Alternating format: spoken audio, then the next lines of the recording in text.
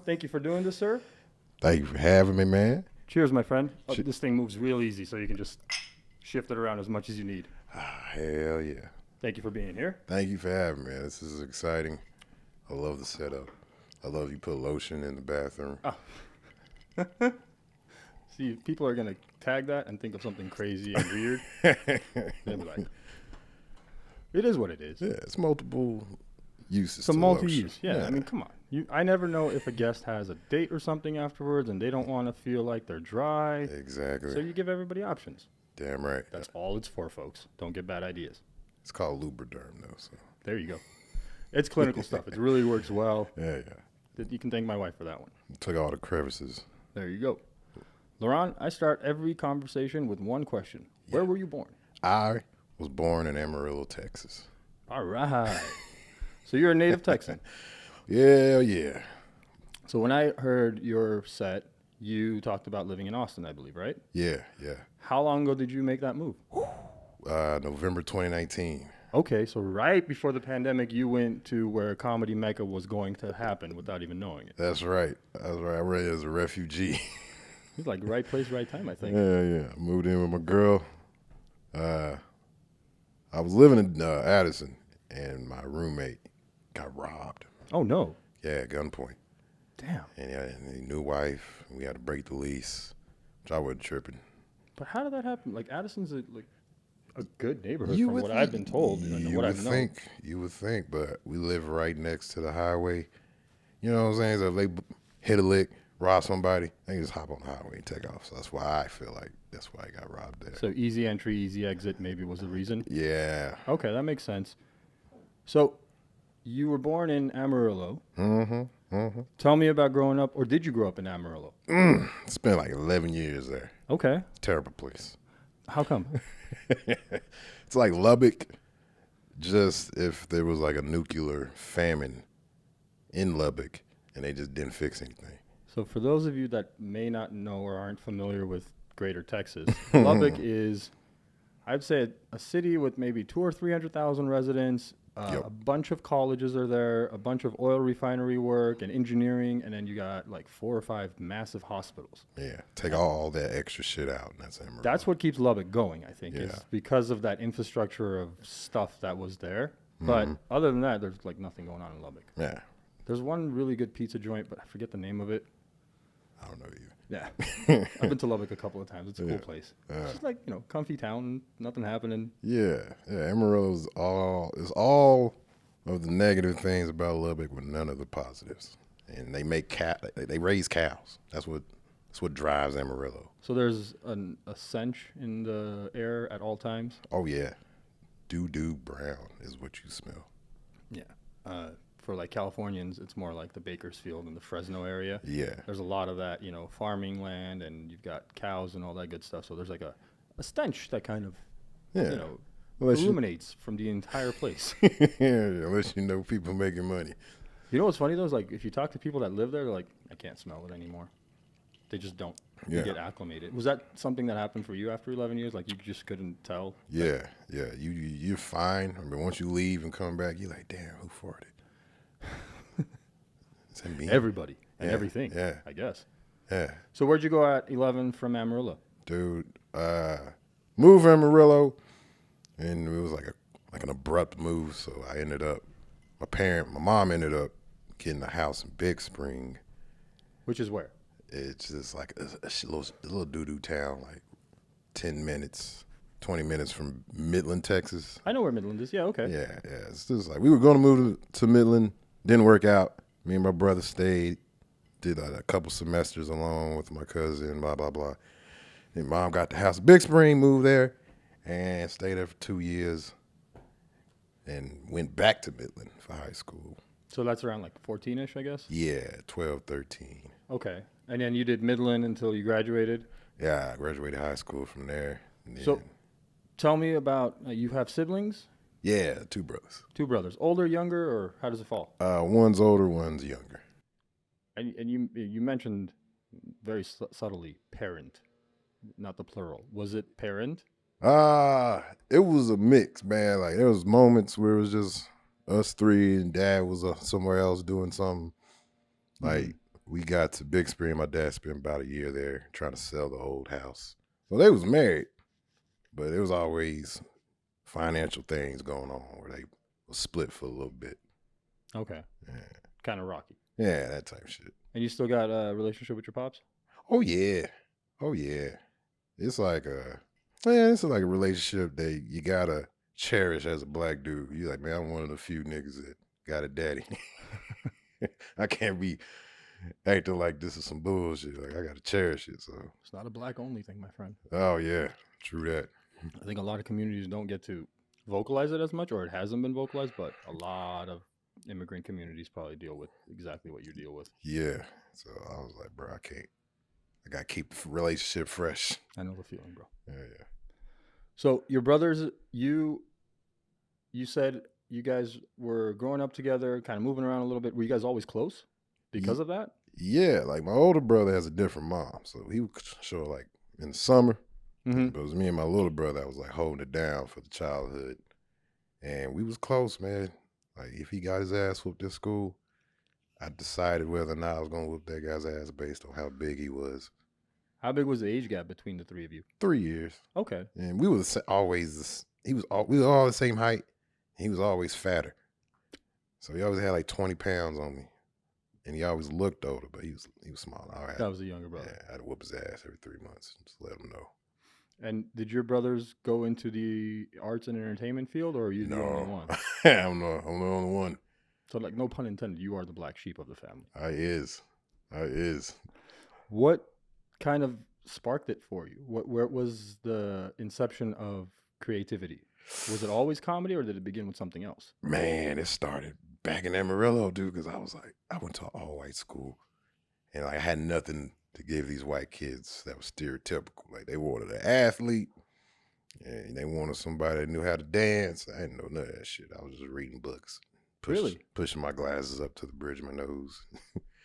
What were you into? What kind of books were you reading? Man, I was reading, like, sci-fi and, like, fantasy books. Bro, just a nerd. Just a nerd. Now I can tell where the creativity came from. Yeah. So, you got engulfed in that world at a young age of like fantasy. Yeah, man. I was always alone. We lived out in the country, in the middle of nowhere. So it was me and my brother. Was there a favorite book? It was this, remember the Red Wall? It's like Lord of the Rings, but with rodents. I've never read it. No, I tell you, it's like Game of Thrones with rodents. And they're just stabbing each other. I don't know if I'm intrigued or disgusted at the moment. It's gross. It didn't make any sense. It was like there was no size differentiation. It was like being like a mice or a mouse fighting a badger. And this was it graphical comics or was it just books? It's the big fat heavy ass books. So it is your imagination literally painting the photos and the videos of you seeing all this. Hell yeah. That's cool, man. So you're the nerd. You can't dance. You're not wanting to be a jock, even though like you're a pretty big built dude. You know? Yeah. It seems like you can handle yourself. Yeah. It happened late. Okay. It was too late to use this shit. I was like, God damn it. This happened 2 years later. I'd have been somebody.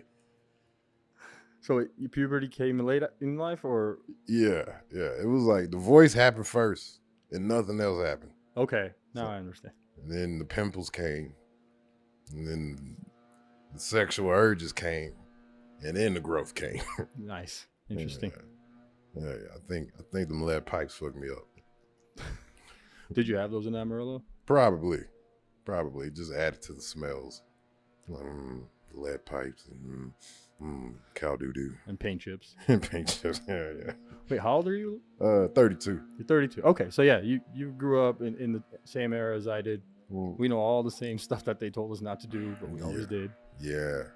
So in school, you said you kind of like, were you a class clown? Were you always trying to make people laugh? Yeah, bro, I just want some attention. That's it. I was like, please look at me, man. And we were right, like me and the homies, like the skater guy and this trailer park dude, we would write like goofy stories, switch up 3 little bears and make them do goofy shit and read them to class to get laughs and shit. And it worked? It did. Got in a lot of trouble. But guarantee, next episode of Fairy Tales written by LaRon was going to be some comical shit. And was that like something you did? Yeah. Like a weekly thing or a monthly thing with your peers?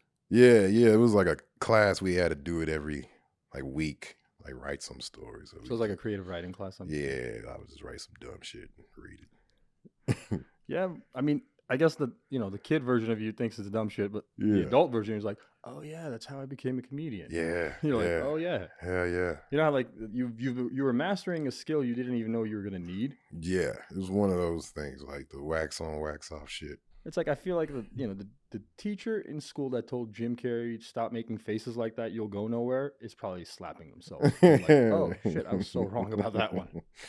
You think that teacher still remembers him?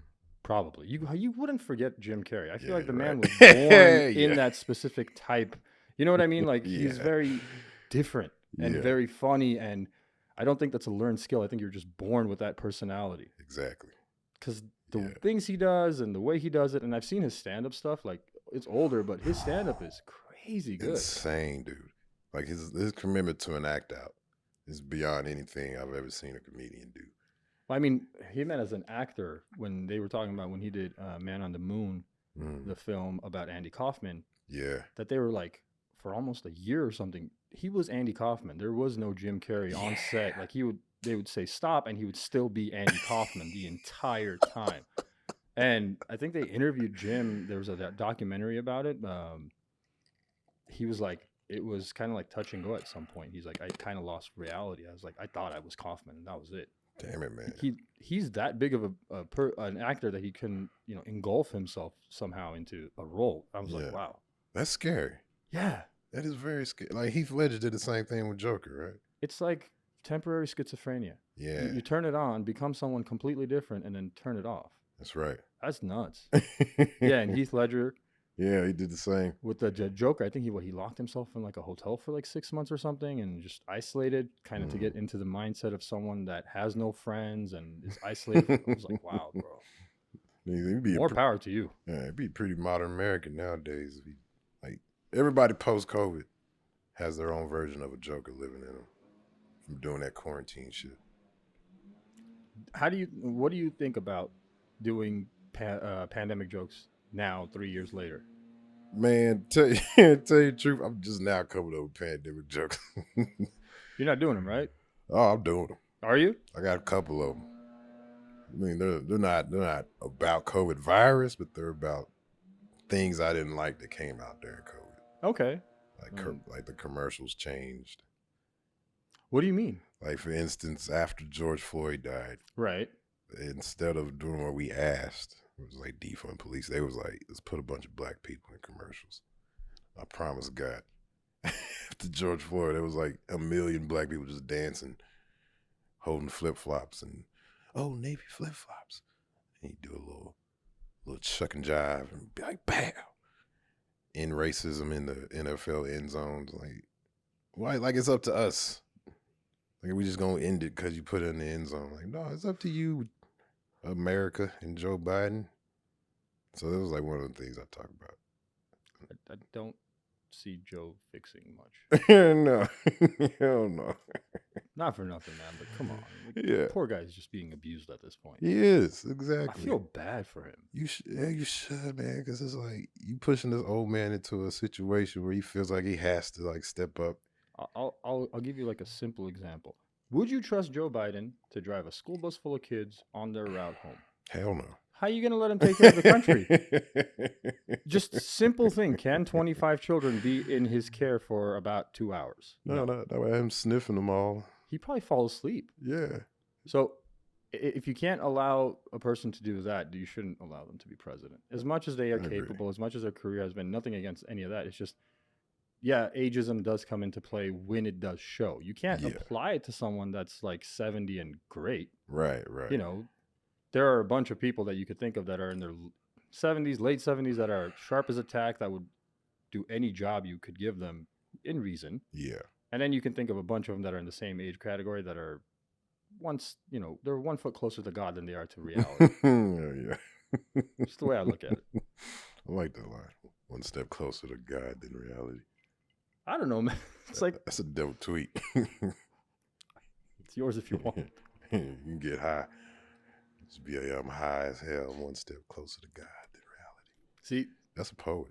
That's what I like about the mind of a comedian. Yeah. Is I blurted out a line just off the cuff, but your mind automatically started putting a premise to it and figuring out how this thing can turn into something funnier Yeah. and have a story behind it. Like I would never have gone through the high and step closer to God. It's Yeah. better now. Yeah, man. Like now there's a premise. Like all I'm waiting for is you like, I was at Cranes in the to-go line, and then it goes from there, or something like that, right? Yeah, You know, yeah. you'll figure it out. Right. But that's why I like the mind of a comedian. Is like you guys think of it ways that none of us do. Yeah. It's fun. But what else about like the pandemic? You talked about commercials. I mean, George Floyd, I don't chop that up to the pandemic. I chop it up to George Floyd and the entire situation in and of itself. Right, right. But I can see where like the funny exists of like instead of dancing black people, we should have gotten this kind of reform. You know, like none of what was supposed to happen happened. Yeah, man. It just lets you know that if they did that with George, that's what they did with the MLK. They didn't really do anything, but they did give us a street in every city named after him. And we should be grateful. You know what? I mean, I've had this. It's an opinion. Yeah. And this is my opinion or it's a question formed in an opinion. Does racism in America exist, or does the idea of racism in America exist? I say it exists in America, but they do a really good job of hiding it. Okay. Yeah. Can you elaborate on that? Because your experience is one that can shed light on it more than mine can. As long I'm not a white person, but I'll pass. Yeah. Most people would just be like, whatever. Right. Best example I can give is Dallas, man. They have like crime goes up in the spring and summer, and it's always in South Dallas, and they don't really do anything about the crime until someone at SMU gets popped. And then 20,000 Texas troopers show up, and they constrict the crime back to South Dallas until it's winter, and they leave. It's happened like 3 years in a row. So how do you fix it? You fix it by giving those people in South Dallas some damn jobs and some investment and clean up the schools. And that takes government intervention and government money. But instead, the solution they give is stay in school, get good grades, go to college. Don't have sex until you're married. Just like all these bullshit.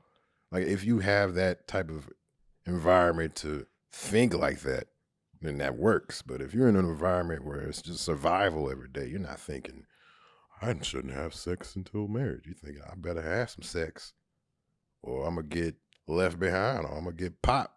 Before I get to bust a nut, I'm going to go bust that nut today.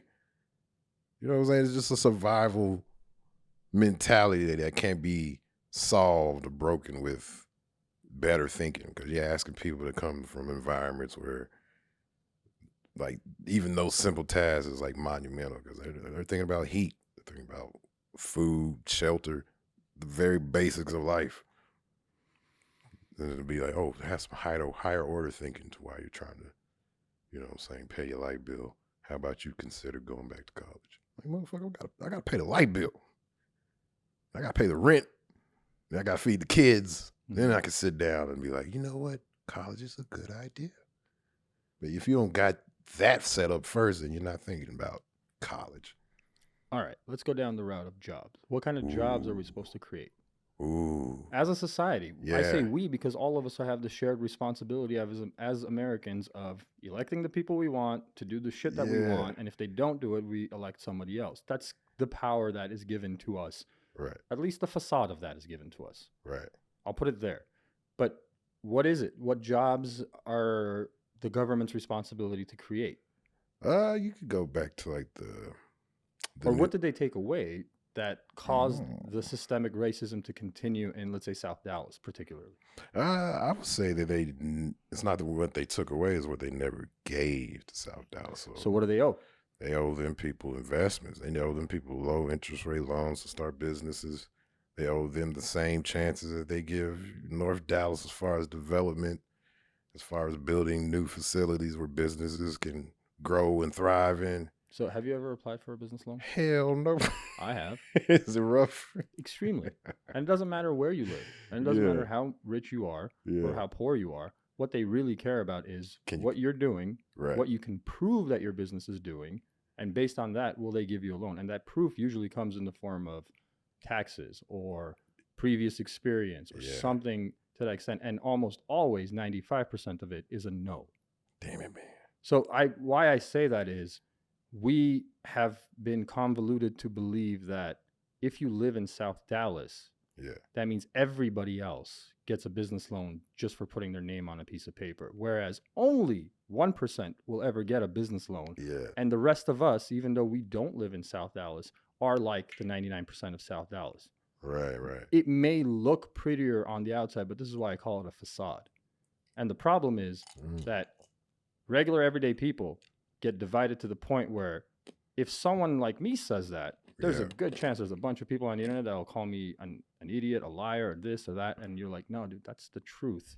It doesn't matter where you live. Nobody cares about where you live. They care about what you can prove based on that. Because the way it actually works is a bank gives a good loan.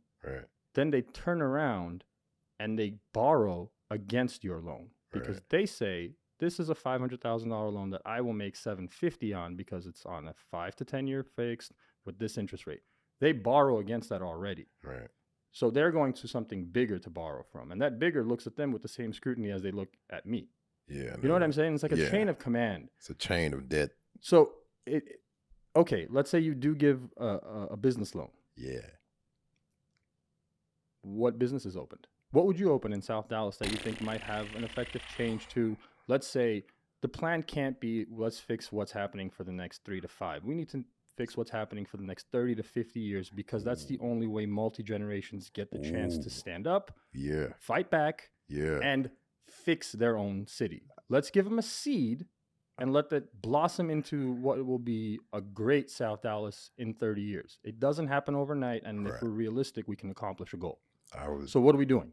I'll start out with grocery stores, man. Do we not have enough? Or is it not affordable? It's just too far away from South Dallas. Yeah, like the school I teach in Austin, it's the same problem. Like there's... By the way, we're going to get to that. You're a teacher. I know. You did it in your comedy routine, and I wanted to touch upon it. But this is really interesting to me because I genuinely have never had the opportunity to sit down with someone and speak about their experience, let's say, as an African-American person. Because I've spoken to a few African-American comedians, but that aspect just didn't come up. Like Derek Jack talked about his experiences, and Derek Cackley talked about his experiences, and, you know, small town, army kids, but not that didn't come up. I like because you're in that age bracket where you're like, we can affect change still. Versus I'm in my 40s and I got to figure out what I'm doing for the rest of my life. Right. I feel like... But I'm with you on it. So let's say if we were putting this out into the universe to see what would come back from it, what would you want? Like, would you want an HEB opened in South Dallas? I would. Because I would love to see one open in South Dallas because it would create like at least 100 jobs right there because those things are massive. And it would be cheap because it's really good food that's affordable for most people. Like everybody shops at HEB. I don't care what economic status you're at, you can afford it because they have all the options. Right. Just something simple as an HEB, just to get the ball rolling, just to show them that it's possible. Hey, HEB, you guys opened McKinney a few days ago. You opened Frisco, and then you opened Plano. You did all of that in 6 months. Why not South Dallas? Why, please? Here's everything better's over there, man. Park cities are cool. We got a bunch of central markets laying around. We're all right, and Tom Thumbs and Kroger's. But we could use an HEB in South Dallas. Yes. I love the name Tom Thumb. I do, too. I don't know why. It feels like a... What was it? Canterbury... Fairy tales. It always takes me back to Cypress Hill, Dr. Green Thumb. I don't know why. For some reason, that song just goes through my head every time I drive by a Tom Thumb. I think of the Green Giant. The giant's name is Tom, and this is his thumb. And now it's selling groceries. And then wasn't it? What's the fairy tale with the green thumb, where like turns any garden into a lush thing? There's a thing that had to do with the green thumb. I didn't know that was a fairy tale. I thought it was just like you use the shit at growing rice. I thought there was like a troll or a fairy or some sort of fairy tale knoll kind of thing that happened in yesteryear, and that kind of became like, if you're good at it, that's why they call you a green thumb. I feel like I should know this. Well, it'll add nothing to your life in any way that is beneficial. You know what I mean? Yeah. So, all right, we open an HEB. That's Probably right. could open a Home Depot over there. That would help. That's right. Because that would allow, someone that could post on Craigslist saying, I'll do some painting work and maybe get a job here and there. And, a year later has a truck and has a painting business. Yeah, we could do like the New Deal. What the New Deal did and the Roosevelt did in the 30s. We could give out government-led jobs and businesses that focus on rebuilding the infrastructure because they're always crying over that shit. I mean, there's a bunch of people unemployed that we could throw in there. Hey, man, we need you to build a bridge. We need you to dig a ditch. We need you to set up these cables. But I'm just thinking out loud, man. If I was a politician. No, if I was a politician, you know what I would do? I'd take the exact same thing we did with student loans. I'd apply it to underprivileged people and allow them to get loans for businesses in the same way. Okay. Subsidized by the government. Yeah. You can't get rid of it on bankruptcy, so make sure you are fully aware of what you're getting yourself into. Right. So you make a smart decision versus making just a decision because it's free money. Yeah. And then there's oversight to it. Like you have to send the government your monthly bank statement. That's for beautiful. The first year. Yeah. To prove that you are not taking that money and let's say just bullshitting with it. I don't know, buying just a bunch of alcohol at a club or something. If you started a printing company and there's a bunch of ink coming in for the first year and a bunch of invoices getting paid for deliveries and services, like if I was the oversight committee, I'd be like, that's a good loan. That is a person, maybe they're not making money yet, but they are on the path and they are running a business. Right. Cool. I'll give you the same 30 years that you have on a student loan to pay it back. Do it quicker, less interest, do it later, but have the freedom and the flexibility. And hey, man, don't pay anything for the first 2 years. Yeah, that's beautiful. And take 2 years to start and grow your business. And then literally 25 months later is your first payment to us. Right. The thing is, they would have to do it for every American, not just the black community. I'm not saying black. I'm saying underprivileged. Underprivileged. There you go. If you fall within a bracket of tax that considers you to be in the bottom third of this country, guess what? Maybe you qualify at that point. Right. That's all. I don't care. See, that's the thing is like once you get rid of the race, once you get rid of the religion, the sexual orientation, you're left with two simple things. A human being struggling. That's it. Just spread it out evenly. I don't care what you are outside of human being struggling. Yeah. That's you. Identify whatever you like, whatever makes you whole as a human being. Cool. But if you meet these two criteria, you're human and you're really struggling. Yeah. There should be a resource out there that allows you to, hey, I have a really good idea and I've identified a community that could use it. And here's how I would be able to repay you this 30 grand or 20 grand, whatever it is. See, that's what gets people killed, Tom. Yeah, I'm not big enough yet. Nobody knows me. I'm not talking on anybody that knows me. That's right. Now, when you sell out an arena and then for some reason they come back to this podcast and they see all of this in like a year or two, then somebody will probably cancel me. That's right. Then I'll be noteworthy. That's right. They'll be like, hey, man, you thinking too hard, brother. But the thing is, like, I may get a pass because I'm an immigrant. Yeah. And I'm talking to a black man. They won't give us a pass. Didn't we like check off a couple of boxes? We did. But if we get too dangerous with it, they'll find a way. We can find a third box to check off. Yeah, we need a woman in here. We need a pair of titties in here to offset our danger. See, if you hadn't said that, I would have said my producer is a woman. Like you said titties, and now it just feels bad saying that about Reagan, dude. All right, let me pull that back. We need a woman. Actually, my producer is a woman, Reagan, who produces my podcast. So holy full shit, circle. We've checked off the third box. You goddamn right. They can't kill us now. There you go. Because if I were to be killed, then a black man doesn't have an opportunity and a woman doesn't have an opportunity. And you don't do that in this country. You goddamn right you don't. You do not do that. Sorry. Now I'm definitely getting canceled. That's fine. You know what? I don't care, to be honest with you. Those that got canceled for just reason remained canceled. Yeah. Those that got canceled for bullshit are thriving. Exactly, man. Look at, Louis C.K., yeah, Andrew and Tristan Tate. Yep. Who else got canceled? I mean, there's a bunch of people that got canceled they tried to cancel Rogan, obviously, multiple occasions. Aziz Ansari. Aziz got under that. Schultz got under the attack. I think, who else got attacked? Like every comedian I could think of that had a popular platform Yeah. at some point was called something horrifying, and Yeah. 98% was bullshit. But I think everybody was just like hanging off of Cosby's nuts and thought they can get everybody with it. Hell yeah. But I don't think so. Yeah, but it's an overreaction. I feel like because it's like somebody at some point in your life you're gonna fuck up and say the wrong thing, you know. And as long as So think about it this way. yeah, Let's take Joe Rogan as the example because very notable, popular, everybody knows. Guy's done 2010 episodes of his podcast. yeah, If you take that into even an hour, that's 2010 hours of his life live for anyone to see at any time. right. Could you possibly try to censor yourself for the next 2010 hours? Hell no. And the thing about Rogan, he gives disclaimers.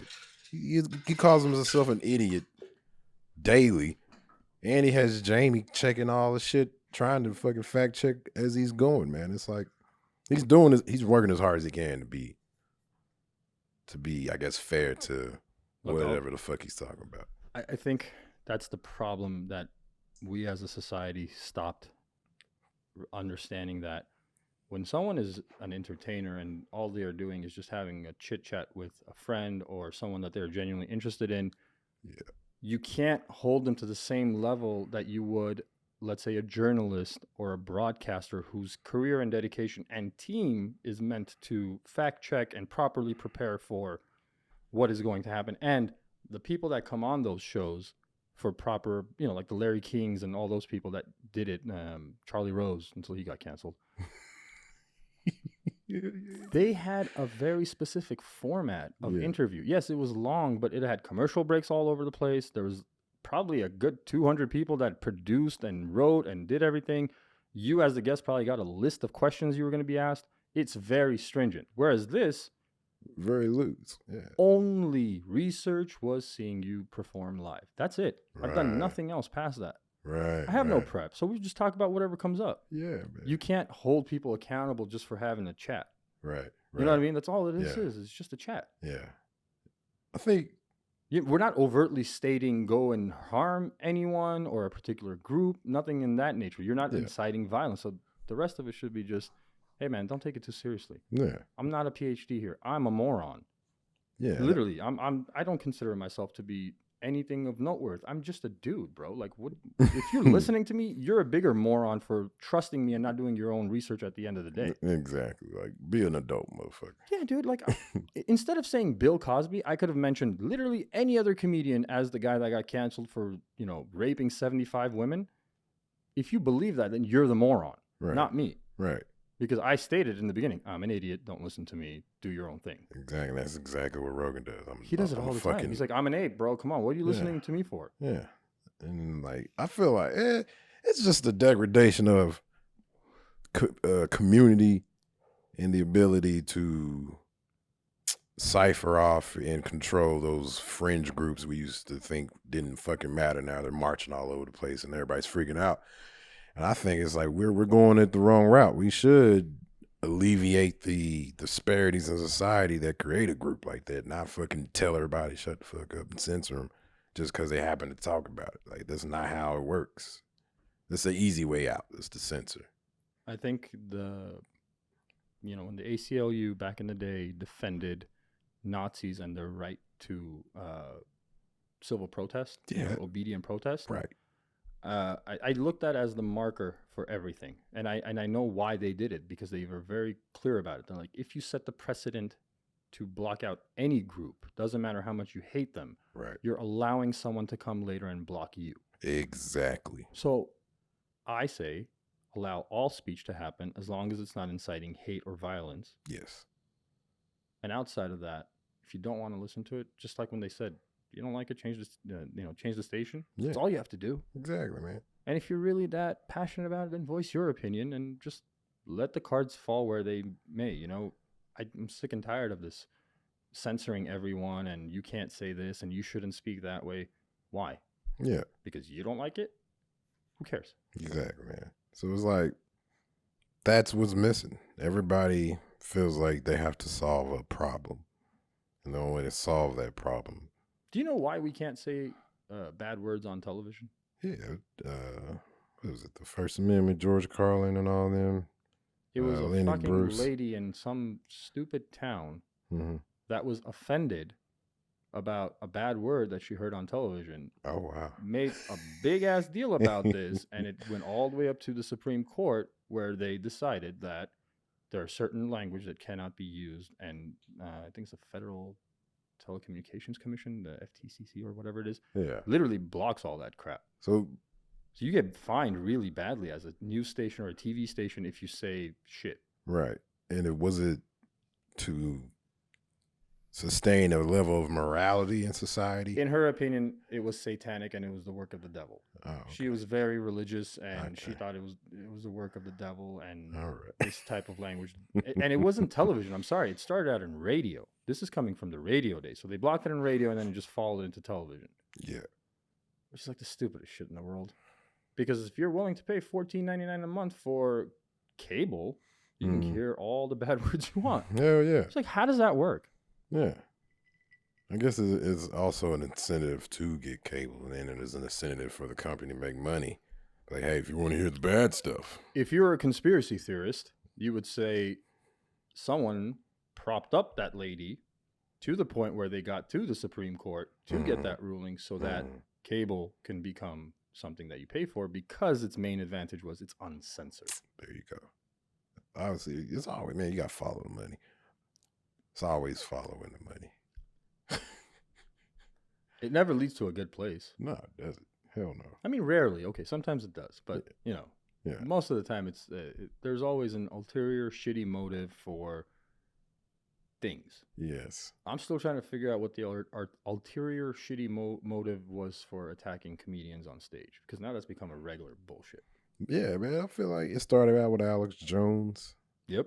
And like, granted, he said some wild shit, but Still, nobody was paying attention to him at that point. the thing is, like, the sanctity of the stage, Right. there's an unwritten rule between me as an audience member and you as the performer. It doesn't matter what stage you're standing on. I do not cross that barrier. Right.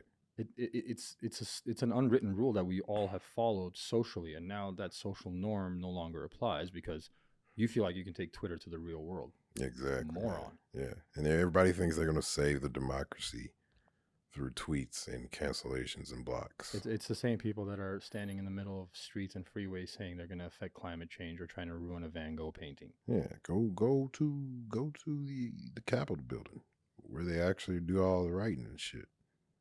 That was Do something worth it, to be honest with you. yeah.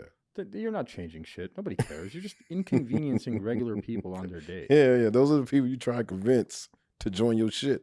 If you're blocking traffic at 7:30 when some mom's just trying to get her kid to work, to school, so she can get to work on time, I don't mind if she runs you over, to be honest. Yeah. Because what right do you have? Yeah. Stand out there in the road and shit. Because if you ever stop any of these morons, anyone that has some sort of thing that they're arguing against and yelling, and you're like, all right, cool, how do we fix it? We'll get all the cars off the road. Okay, cool, let's do that today. Now what? Tell me. Yeah. You still want your Amazon poster to arrive tomorrow so you can stand on the next street? Yeah, that's the problem. People want the change, but they want the this is sacrifice that comes with the change. This is why when we started the conversation about South Dallas, like, how do we affect the 30 to 50 year change? That's actual change. Yeah. The interim putting a Band-Aid on something, that's not changing anything. No, It's man. what they did with the whole George Floyd thing. It shouldn't have been defund the police. It should have been police reform and better use of funds. Yeah, reallocate that was I saw a guy wrote on Facebook, defund police is a terrible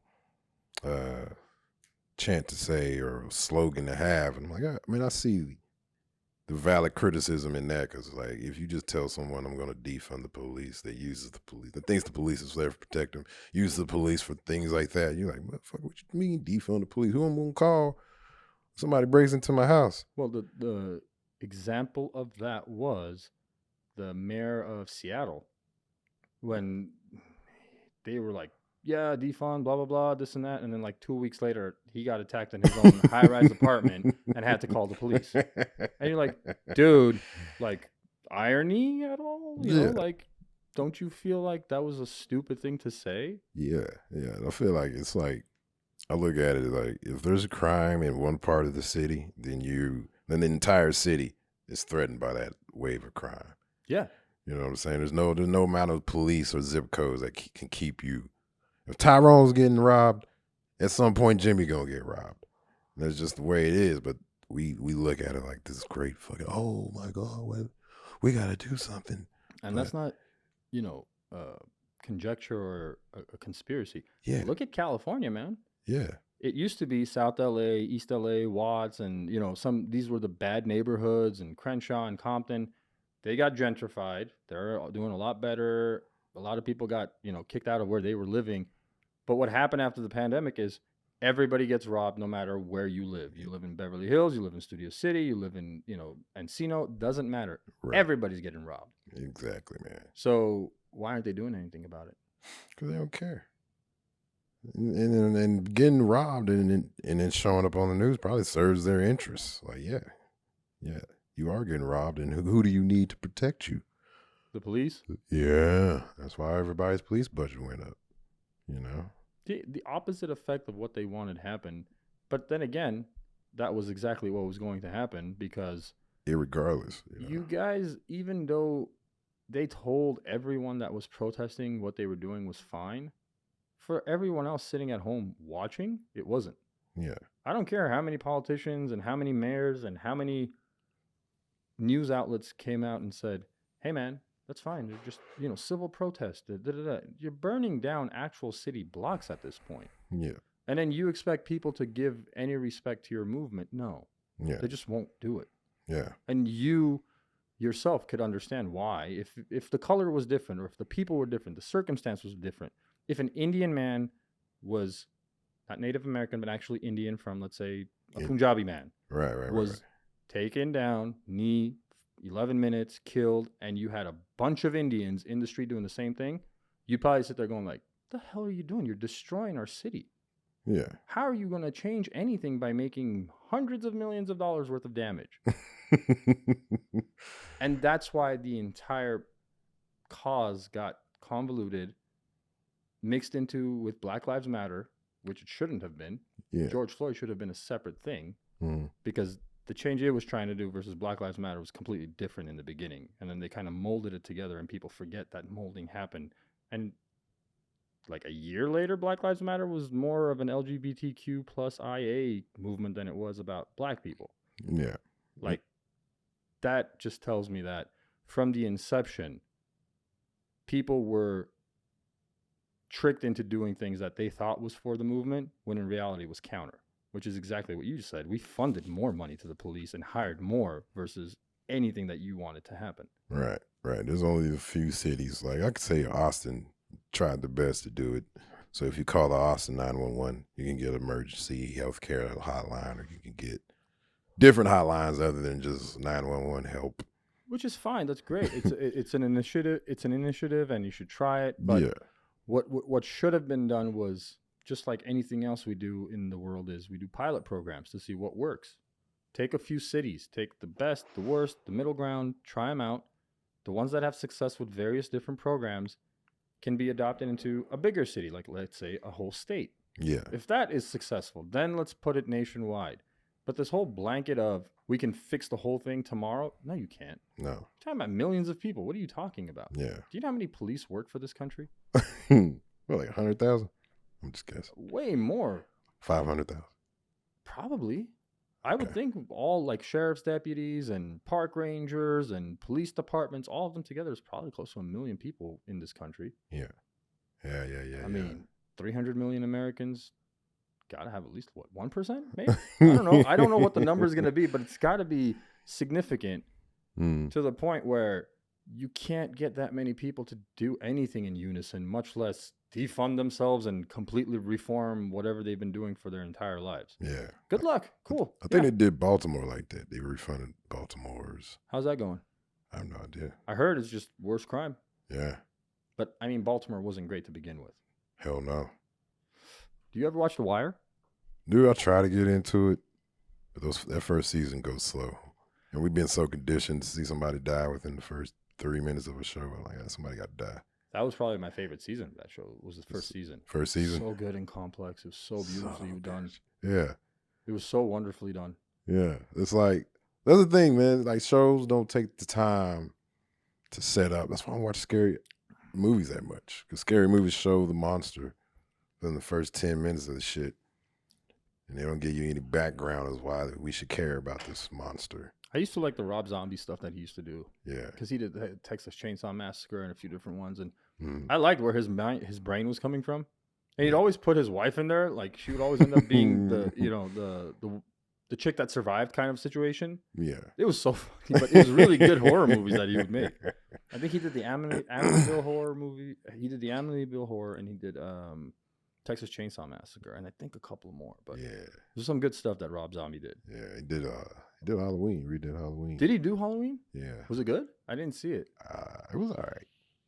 It was good. If it was on Rotten Tomatoes, 60%, I think they would have gave. Just solid. I liked horror movies probably more as a kid, but I liked them more because they didn't use CGI at all. Yeah. So there was more fun to it. I mean, you could almost tell the bullshit at some point, but you got into it and you're still going to get freaked out and scared as a 10-year-old. Right. But like you watch it now, you're like, oh, that looks like ketchup. What the hell are you doing? I love the special effects of the 80s, man. They were good. Yeah. Remember the Die Hard movies? I think that was like early 90s, and they're still kind of like, they were using CGI, but you can kind of tell where, like, if he's flying off a building that's blowing up and you're like, oh, I can literally see where the green screen was cut out. It was, I think, it was Jurassic Park that changed the game, and with the Matrix. Yeah, so Matrix, they invented bullet time, which was, for people that hadn't seen the behind the scenes of it, it was literally like this humongous circle green screen, and it had cutouts with a bunch of digital SLR cameras. And what they were doing is just taking frames while they were like suspended. Like, you know how him and the Agent Smith are doing the gunfight in the subway? Yeah. I saw how that's filmed. It is one of the most beautiful things. It's a 360 array of cameras and a green screen. And that's how they accomplish bullet time, by capturing each individual frame of a camera. And then they can mess with it like that. Oh, shit. But at the time, it was just really, really expensive tech. Yeah. Because they were the first to do it. Now I think they just do it in post. They're like, screw it. You can just figure it out. Yeah. Slow the shit down. Oh, man. Movies were better back then. They were, man. I feel like these movies are so worried about keeping your attention that they don't focus on building the story. You were in the same time frame as me when we got an influx of really funny movies, and then they all just died. Superbad. What else was there? Wedding Crashers. You had...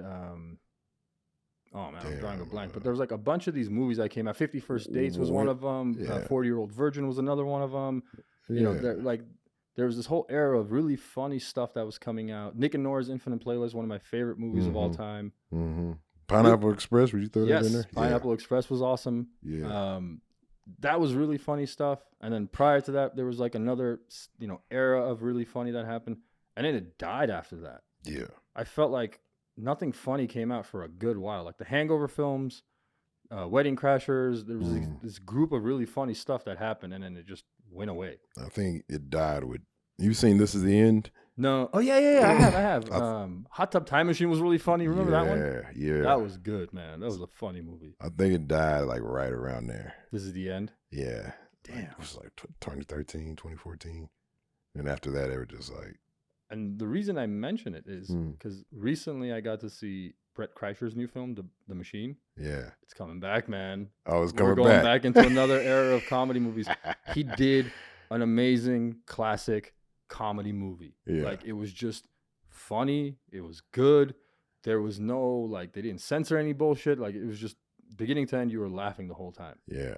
And I hope this is the spark of a new era of funny movies, because I've needed it, man. Like, there's nothing going on. Facts, dude. Because, I think the last one, Due Date. That one. Which one? Due Date. That's with Zach Galifianakis. Is that the one where he gets the girl pregnant on the first date? No, it's he's like an actor trying to make it to Hollywood. Robert Downey Jr. is having a baby. Oh, I've heard about. I haven't seen it, but I've heard Yeah. about that one. Yeah, yeah, yeah. And he's Yeah. trying to kind of get him across the country or something, right? That's the premise of the film. Yeah. Sounds Yeah. boring. Sorry. It's funny though. Is it? Yeah, It just it's sounds funny. boring though. Bro, if you like Zach Galifianakis, I like him yeah. because his he will go down as one of like the comedy greats one day Yeah, you fuck yeah, you will. because his rendition of comedy is so different from everyone else. Yeah. He has his own lane, and I really don't know anybody that does it the way he does it. Yeah. You know what I mean? Like, Mm-hmm. it's almost as if he's trying really hard not to be funny, but makes him so much more funnier. Yes. I don't like Between Two Ferns is probably the funniest thing in the world because Yeah. he's trying to be serious with this, but you know it's pre-done and they're both kind of like in on the joke. Right, You're like, right. dude, how are you able to do this? Like, he's just sitting there with a straight face talking to the president, let's say. Yeah. It's like that. It's one of the funniest questions ever asked. It's like, how does it feel to be the first and the last black president? Seriously, bro? Like, the ball's on you. Yeah, it's very that he looks like he eats like hot Cheetos, puffed Cheetos for breakfast, and he just has a serious James Lipton face. I love James Lipton. Yeah, Inside the Actor Studio is one of my favorite interview shows ever. Do you remember The Chappelle one? Yeah, One of my favorite. It is by far the best interview Chappelle did post Africa I agree. because nobody gave him the respect like Lipton did. I Yeah, don't give a hell. I don't care who says what. That man gave him full respect to tell his story without ever saying, "Oh, so you are crazy, or you're this, or you're that." No, right, let Chappelle speak. exactly. And you have to respect a journalist that allows someone to convey their story properly. Hell yeah. I can't believe he was that old. He was like 95 when he Yeah. died. He That's looks the great. reason I asked that question is where were you born? That is the question he would always ask on his show. It's an homage to him, my favorite interviewer. Yeah. I grew up watching that show and I fell in love because it was the first time you got to see Chappelle or you got to see, a producer or a director, not just a film actor, tell their rendition of what it is to become who they are. Steven Spielberg, like it's a 2.5 hour conversation about directing and producing and all the things that go into it, the intricacies, and it's so interesting. Yeah. That's what I loved about James Lipton. Facts, man. So shout out A&E and James Lipton inside the Actor Studio. Hell yeah. Did you see the one when Bradley Cooper came back? I've seen clips. It's been a long time since I've He seen was it. the first graduate to come back, so it was a Yeah. very I don't know, it was an emotional moment for him because Yeah. it was so cool. Because I do remember him. Who was getting the interview? Like Anthony Hopkins or some shit. And Bradley Cooper was a student. And he was asking all these dope ass questions and fucking the intense stare he had going on in his face. Like, you can tell that's a guy that's hungry. He's trying to make it, man.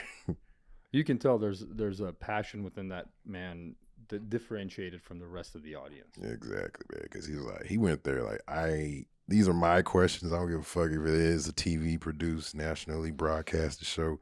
I have my own questions, and I came here to ask them. Did you know that the interview typically took 4 hours? Damn, with the live audience and everything. Yeah, it's usually a 4-hour conversation, and they would have like a break in between, kind of like an intermission. Yeah. But it gets cut down into kind of like an hour to 2 hours, depending on the episode. Right. But if anybody ever watches, like, he's got this humongous stack of blue cue cards that are all filled out with facts about the person's life. They go through the whole thing, I guess. Yeah. It's nuts. And they just cut out the bullshit. I guess it's boring. Who was it that went on? I can't remember it was a comedian. I think it was Robin Williams. When he went on, he literally threw the cue cards in the air, and then Lipton literally pulled out another stack and put it on the table again. I was like, that's the best. That's so fucking funny. I was like, how prepared are you for that? He's like, yeah, Robin's here. Yeah. He like Another person that I sorely miss. Same, man. I that saddened me, man. When he passed away, I was saddened by that one. I was like, how damn, dude, sucks. Yeah. Like, you made so many people laugh, but you were so tormented. Exactly, man. It's like he couldn't turn it off for the sake of others, and he didn't know how to turn it on for himself. Man. I think that's what he was trying to do his entire life. Because I've heard that from many comedians, is like trying to mask their pain by making others laugh. Yeah. And I guess at some point you have to deal with your pain, otherwise it becomes overwhelming. Yes, it is, man. It's like a defense mechanism. You go through some trauma, And instead of, it's too much to deal with, you just make fun of it, make light of it to soften the blow, and you stick it in the back of your head. But all the while, it's sitting back there festering and making and controlling the subconscious ways you move throughout life until, you get a chance to sit your ass down for a bit like everybody did during 2020, and then it comes back and bites you in your ass, and you're like, oh, shit. Yeah, isolation allowed people's minds to flourish. Yeah, And exactly. certain minds flourished in ways that made them celebrities, made them bigger than they ever were, Right. figuring out a new way of using that medium of isolation to reach people. Yeah. But I think the vast majority had the opposite effect of that, where they're going to have a lingering effect of this for a long, long time. Fuck yeah. I still see people wearing masks. Yeah. Yeah. Driving in their own car by themselves. Yeah. I'm not even kidding, man. Like, it's terrifying to see that. Yeah. What's the point? I agree. And then at this point, like all of the COVID like things they were doing, they're like canceling all that shit now. Like to the government, shit is over. It's done with. So it's just like, why proceed? Did you listen to Pierce Morgan and Andrew Tate's interview? I did not. Andrew Tate said one of the funniest things in the world. He's like, we should all thank Vladimir Putin because he ended COVID when he invaded Ukraine. He's like, to the day he invaded, and we just literally forgot that COVID was a thing. Yeah, man. Just like we forgot about war on terror. Yeah. It was the purveying message for 20 years. I mean, so we bounced to Afghanistan. We was like, hey, you ain't got to worry about this shit no more. See, the problem with what we just did in those two countries, Afghanistan and Iraq, what will permeate from that, the hell that will come upon one day, you and I won't be around to see that probably. Yeah. My grandkids maybe. Right. But like in 50 to 100 years, there's going to be a bunch of people that are going to be told about the great-grandfather that was killed by the Americans. And that hate is going to grow. Hell yeah. This is the same thing we did in the 80s when we was running through South America, overthrowing governments and shit, and be surprised 40 years later when immigrants are showing up at the southern border, like, where'd you guys come from? Why don't you stay? We fucked with their countries, man. And now these are the consequences. Now, you can't be the temporary world police. You have to be the permanent world police if you want to actually affect it. Right. Not that I agree with what we did. Yeah.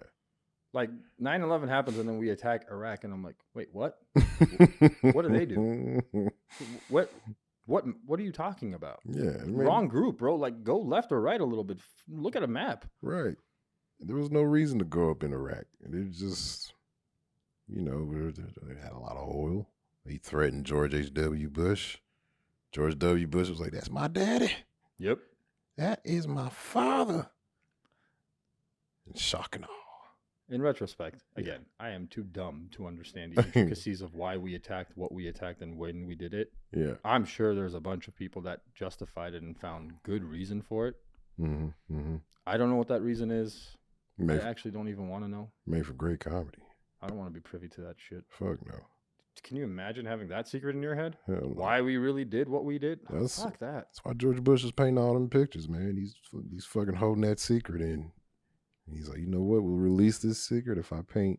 You know what it is though, man? Marines. I do have a newfound respect for George W. Bush after he started doing the paintings and he started because the whole point of all that was to bring awareness to our troops. Yeah. Yeah. The mental health challenges and all that. And I was like, you know what? Fine. Yeah. I have complete and utter respect if that is your motive for doing all of this. And it seems like it is. It's not like he's looking to make money, not like he has any need for it. Yeah. So I was like, okay, I can respect what you did. Yeah. I feel again, it's so easy to be outside looking in and doing like, I would have done this different. I would have done that different. Try being president. I mean, Obama went in there with a head of black hair. He came out with a head of white hair 8 years later. You want to fuck with that shit? I don't. No. I don't understand why people still want to do it. I don't want to do that. Like, no. Look at the man. He literally aged 30 years in an 8-year span. Wrinkly and white hair. And you're like, what the hell happened to you? Yeah. Like, you were young, man. I saw him on the Hassan Minaj's show getting interviewed, and it still surprised me. I was like, God damn, he's old. And he's not that old, though. No. He's very young, considering it's just that office ages you. it's so stressful and so difficult. Yeah. And the fact that we have a person in there that can't deal with putting on adult diapers in the morning is terrifying. It really fucking is. It's terrifying. Oh, goddamn. That's why I miss Trump. He was just as bad, but he was hilarious. And that was something to look at. The difference very between entertaining. between Trump and Biden, and Yeah. Obama and Biden had the same differentiation. The world respected them. Yeah. You may have not liked what President Obama did, but as a statesman, as a person that spoke and that invoked a feeling, not just as a country, but as a world, you listened. Because the man was well articulate, and the man was educated, the man knew what he was speaking about. There was an essence of intelligence when he spoke. I'm not going to go as far as in saying that about Donald Trump, because a lot of it wasn't intelligence, a lot of it was dumb shit. Yeah. But he conveyed it in such a way that he was granted permission to have respect by the entire world. Right. Even though you may have hated almost all of the things he espoused or spoke about, or maybe you loved all of it. Fact of the matter is, the world feared him because he was crazy. They didn't know what he would do. Yeah. Obama was feared and respected because of his intelligence. Trump was feared and respected because he was nuts. Right. Nobody gives a shit about Biden because he's your sleepy uncle, bro. Yeah. Sorry, but, whatever. Biden is goddamn. He just shouldn't be there. Not in this point in time. Not with everything going on. Oh, and the mysterious crack that they found in the White House after his son visited. I love that crack's making a comeback. Crack in the White House, man. Hell yeah. He ain't been there since the Reagan days. Now it's coming back with a vengeance. You miss me? Y'all was having a good time without me, huh? You thought the opioids had this shit. It's me. And the other thing is hey, man, you found crack at the White House? Keep that shit to yourself. Yes. Why has the world got to know about this shit? Yeah. No one has to know who the fuck reported it. And I feel like it was Hunter Biden. I feel like he just dropped his dime bag and was too scared to pick it up. And he just left it there. And just hoped it would get swept up by the maid or some shit. You know what scenario just came through my mind? Fucking crack dealer come pulling up to the White House gates to deliver. Yeah. Hunter's just like, I got it, guys. He's like checking in. He's like, I'm here to see somebody. I gotta drop off a package. Yeah. And Hunter was just peeking out the window like every 5 minutes before it came. A 95 Corolla pulls up to the White House gates. Biden's like, hey, man, will you sit down somewhere? What the fuck is wrong with you? He's like, I'm waiting for something, Pops. Don't worry about it. It's on the way. He starts screaming, fucking, I can't get Wi-Fi. I can't sell the money, man. What the hell? He's just yelling at people for no reason. Like, well, you seem irritated. Hunter? He's like, yeah, man. Hey, man, if you ever get into sketch comedy kind of shit, please do that as a sketch. I would love to see that, man. I would want you to be like the NSA security guard at the front entrance going like, come on, man. It's just a known fact with them. Like, oh, here comes Hunter Biden's dealer. Yep. Hey, Johnny, shit. how's the wife? How's it going? Hell yeah. It's like that, man. He fucking slips you tickets for the game that night. He's like, I got you, bro. I'll take care of you. I think there's a healthy amount of drugs allowed in this society. Well, if I was in politics or if I had the ability or control to do so, I would legalize, regulate, tax the shit out of any and all narcotics. And I'm sorry to the people that don't like this, what I'm about to say. I wouldn't make it cheap. I like that. It should not be accessed by every man. Yeah. Because every man shouldn't do certain substances. Yeah. I don't care if you smoke pot, fine. But things that increase in what they do to you, you should be in, and I don't care if people hate me for this, but you should be in a sound financial place because that usually makes you sound as a person. I feel you. You know what I mean? Yeah. I went to school, I struggled, I got the good job, I advanced. Now I'm, head of sales or whatever. Now I can, I can live a comfortable life. Yeah. You went through some shit. Right. And if you want to explore mushrooms on the weekend, you earn the right to do drugs. Yeah. It should be an earned right. It should be legal, but it should also be earned because of the price of it, the expense of it. Look. That's a good incentive to get successful. You know what I mean? Yeah. And it's not an incentive for all of the population. I honestly feel like if you legalized all drugs and it was available at a CVS, and you can afford to buy it, 98% of the population just wouldn't do it. Right. Because they don't care anyways. Yeah. So it's just like. But if you had the curious mind and you were afraid to do mushrooms or Molly or something because it affects the brain, and if it's improperly synthesized or extracted, it can kill you. Right. Because like a side of MDMA is a different molecule that is very poisonous to you. Hell How do you yeah. know the dude in the lab in his basement fucking cleaning off Fritos and shit is going to be synthesizing your Molly properly? He Right. doesn't give a shit. He probably like doesn't even wash his hands. But if it's Pfizer doing it or Moderna, which I don't want them to do it, but let's say they are doing it, they're held to a standard. Right. There are people that will come in and regulate their ass. Yeah.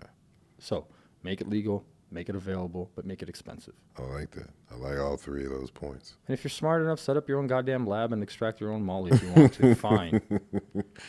I love the idea of somebody like striving to get to general manager so they can finally get that crack. Why not? That's hilarious. Why not? Yeah, why not? But you know what happens when you tax the shit out of drugs and you make it legal? It goes down. And it's safe. Besides it going down, now you've got an excess of cash to take care of the ones that are severely addicted, and you're not overpopulating prisons, and they're not homeless on the street, and they're not a menace to society, and they're not robbing homes, and they're not doing any of that shit because I, as a drug user, responsibly pay for those in my group that fall off the wagon so severely that private or government can step in with that tax money and make sure that they don't ruin society as a whole. Right. And you wouldn't have a homeless problem now, would you? No. And the homeless problem you would have would be chopped up to pure mental health. And that would be a different conversation to fix. Right. And you think if we can figure it out, if you figured it out within this 10-minute conversation of a podcast, why can't they figure it out? They don't want to figure it out. It's not that they can't figure it out. It's just that there isn't... see, what my road ends with is a lot of nonprofits out of business, which means a lot of people not washing money anymore and paying themselves some big-ass salaries for fixing the homelessness crisis or drug addiction or any of that stuff. Because you're a bunch of lazy cunts that don't want to actually have a normal job and a career, and you're just at some 501(c) thinking that you're making change. Fuck all of you. This is actual change. It literally would change in 5 years. You would have no drug addicts or homeless people. Right. Because the society would be well informed. They would know actual effects and side effects of drugs. They could legally take it with them to a rave where it would be safe to ingest because there would be security and safety staff there that would give your dumbass water if you forgot. Right. Not a felony. See the difference? Yeah. Because I don't need to keep feeding into the industrial prison complex, which is a privatized business that makes trillions. Yeah. You talk about abolishing slavery. No, we didn't abolish slavery. We just found a way to make money off of it. Exactly. I don't give a fuck what you say. Prisons are slavery. It damn sure is. That's why they... You turn people into, effectively, the Matrix, a battery. Now you can just make money off of them. Exactly. So, whatever, man. Like, this is my hate with all of this shit is because I like the drugs that I do. I do not at all hide it from anyone because I don't give a fuck. Yeah. I know what I'm doing, and all the stuff that I was taught in the DARE program and all this stuff, it was bullshit, bro. Guess what? I smoked pot a lot. Yeah. Never, ever had an inclination to do crack or meth or heroin. Me neither. Never wanted to. It was never a gateway. I liked smoking pot, dude. It Yeah. was fun. But, got high with your buddies. You put on a Hendrix album, and you talked about shit that was weird and funny. Yeah. And at some point, we were like, the liquor store is calling my name. Exactly. There is food there. Yeah. And that was it. Yeah. No. I didn't want to go hunting for crack or shit. No. Did you? Fuck no. No. No. It's never a thought to like let's up this high some more to a harder, stronger drug unless you're going through shit. That's the only reason the crack is around. So crack is for people that are going through shit. Yeah. Yeah. So how do you get rid of people going through shit? Well, like you said, let's open some grocery stores in South Dallas. Get kids to have a job and responsibility outside of school. Yes. rebuild the sense of community, man. And here's the thing. HEB is a massive corporation. If I started out as a bag boy at 16 and at 35 I was an executive or I was an area manager making $200K, I just got out of that shitty area you're talking about without a degree. I just worked. That's all I did is fucking work. Yeah. That's what my brother did. And you can do this. Yeah. But you're right. The opportunity must exist to a certain degree. Now, what I will not allow is handouts to everybody for anything. No, that's not the way it works. Because you know what? Just like the rich will take advantage of the system, the poor will too. Maybe even more than the rich. Yeah. Maybe not. I don't know this. Right. But it needs to have some sort of merit. Because what we do as a society every damn time is we throw money at the problem without an actual solution for it. Yeah. You can't just throw money at the wall and expect things to get fixed. I agree. Because you got to think about the human nature level of your society as well. Buddy, 95% of us are morons. Exactly. Let's be completely honest with ourselves. Yes. And I don't care if you're a doctor or an attorney or an engineer. At some point, you are a moron. Yes. Because everyone needs to be honest with the fact that if I spent 8 to 10 years of my life super focused and dedicated on becoming something, what are the other things that I didn't become during that time of being super focused on one task? You're a fucking idiot at it. That's why I can't get a real job. I spent too much time trying to be a comedian. I suck at every corporate job I ever had. Because you're not attuned for it, but like you haven't been disciplined for it because you didn't do it for like 5 or 10 years before. You're not working that muscle, man. Exactly. Yeah. And if you're a great neurosurgeon, I love you to death for, saving people's lives and the intricacy of the brain and the surgeries that you do. But you're not going to be a mechanic. But yeah, you're not going to, I'm not going to ask you how to fix my Camry. You're right. Because, you work on a microscopic level. You don't work on a goddamn V6 that never breaks because it's made by the Japanese. You know what I'm saying? Like, there's a difference here. Yeah. So, yes, you may be a brilliant neurosurgeon, but you're a moron as a mechanic. And if you understood and accepted that, then we would all accept that we are morons to a certain degree. So we need a humbling. Exactly. The world needs to, well, not the world. Let's say America neast to humble itself. That's right. Tiny bit, man. That's right. Bring it down. Bring it down, bro. That's why I love the term "y'all ain't shit." That's why I love Kendrick Lamar's song "Humble." Yeah. Like, shut the fuck up, dog. Be humble. Yeah, be humble, man. Hell yeah. I can't say that last word, but be humble, man. Yeah. You know what I mean? Like, yeah. Why not? Yeah. Who are you hurting at the end of the day by having some humility in your life? No one. Everybody's too worried about looking like a loser at some point in their life. And it's like, bro, looking like a loser, it's not that bad. Sweetheart, I'm 37 years old. I've been losing nonstop my entire fucking life. Yes. This is what losing looks like. This is what everybody's losing looks like. Yeah. You know when it looks like winning? When it looks like winning. That's it. Yeah. But up until that exact day where life changes, all you're doing is fucking losing on a never-ending basis. Yeah. Because in your mind, there's a place that you are not at. Exactly. And when you get there, then you're not losing anymore. Yeah.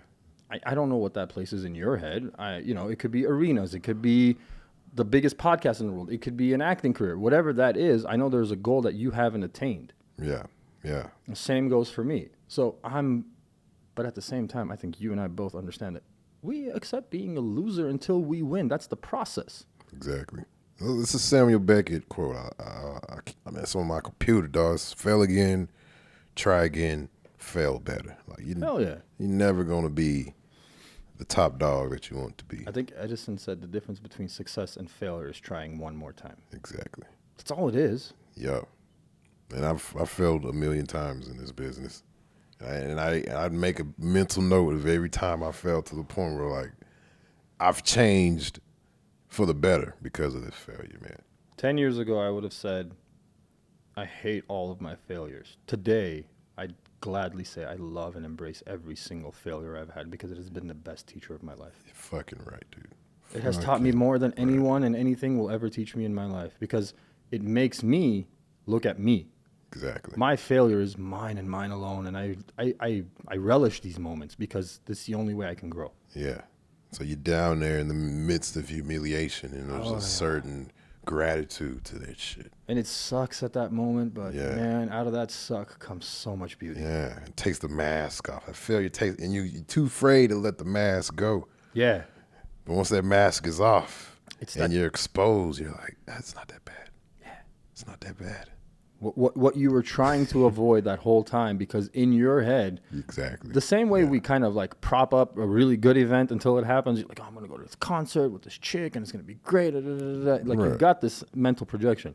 You do the same shit when you know you're about to fuck up. Yeah. You know you fucked up and like the storm hasn't come yet and you're just like propping it up into a level 10, category 10 hurricane. And it just ends up being a drizzle. Yeah. Just like Texas weather. Like every morning I'll get National Weather Service. Everybody's going to die today. And then like, just a little bit of rain. You get used to it here real quick. Yeah, you do. And it's, I experienced in the past 3 years, big fat failure. You gotta have to sit there and look at yourself like, God damn it, where did I go wrong? And then you gotta pull the plug, but you're too afraid to pull the plug. There's some point you gotta be ready to pull the plug, but once you pull the plug, you're floating out there with your balls and dick hanging out, and everybody's looking at it. Isn't that the most painful thing? Isn't that the most atrocious thing that a person has to deal with? At least for me it is something that you work on and work on and work on, and you yourself realize it's going nowhere, and you have to be the one to be like, yank. Yeah. And it's just like, people don't get it. It almost becomes like a baby for you because you've been nurturing it and you've been thinking about it and you've been trying it. Like you as a comedian have your thing that kind of like you try and it doesn't work. Me as just a person trying to figure out life in general, it's like, this angle didn't work, that angle didn't work. And you're just like, fuck. Exactly, man. I did it with comedy. And you get to that point, like, I was too far gone into comedy to be like, I'm going to go be a mechanic. Like, motherfucker, no, you're not. You'd be the funniest mechanic. That'd be some funny ass shit. Yeah, motherfucker, yo, carburetor. I don't even know what that is. Probably put it in the wrong place. I know you need an oil change, but you might not need this transmission anymore. Exactly. No, I can see that. Speaking of comedy, yes. We kind of like diverted off of it, and I want to get back to your career as a teacher. Hell yeah, let's do it. So, actually, let's start off with that. What got you into teaching, man? And what do you teach? What grade level do you teach? Kind of give me the synopsis of LaRon as a teacher. Bro, I got laid off a couple years ago, and it was like 10, 11 months, and then I got my ex pregnant, and we were all looking at each other like, oh, shit, there's a baby on the way. I don't know what to do. I was trying to go coding. Classes were taking way too long. And she was like 8 months pregnant at that point, so I was like, fuck it. I need something quicker. So I switched to teaching, got certified, and I just went into the classroom, man. No student teaching because everything was still pandemic-y up. So I couldn't get that type of level of learning in, so I just winged it for 2 years straight. What grade level do you teach? 7th grade, man. Holy shit, middle school? Yes. Oh, man. Hell yeah. Are you teaching a specific subject, or is it the whole class? Texas history. Yeah. Just Texas? Just Texas, and a little bit of U.S. the further we get into it. But was it were you given a choice of what kind of teaching you wanted to do, or was that the position that was available for you? Man, you could choose, and then there's no prerequisites other than you got to pass the content test. Once you pass the content test, you can be that. So I passed the history one first, and I was like, fuck it, doing history. So you just kind of fell into it, huh? Hell yeah, I did. Hell yeah. The pandemic gig? Yeah, trial by fire and all that shit. So, baby is a boy or a girl? A girl. Hey, congratulations, man. Thank you, man. She's 2. Fucking great kid. Proud of her for no reason. I don't even know what I'm proud of her for, but you're doing it right, honey. And oh, man, kids are fun, dude. yes. Kids are interesting. They're fun. Hell yeah. They'll give you a new understanding of what love actually is. Yes. You can love your spouse and be in love and all that stuff, but the moment I held my kids, all 3 of them, the same exact thing happened. Yeah. No, not even a doubt in my mind. Like every inclination of my soul said, I will do everything to protect you.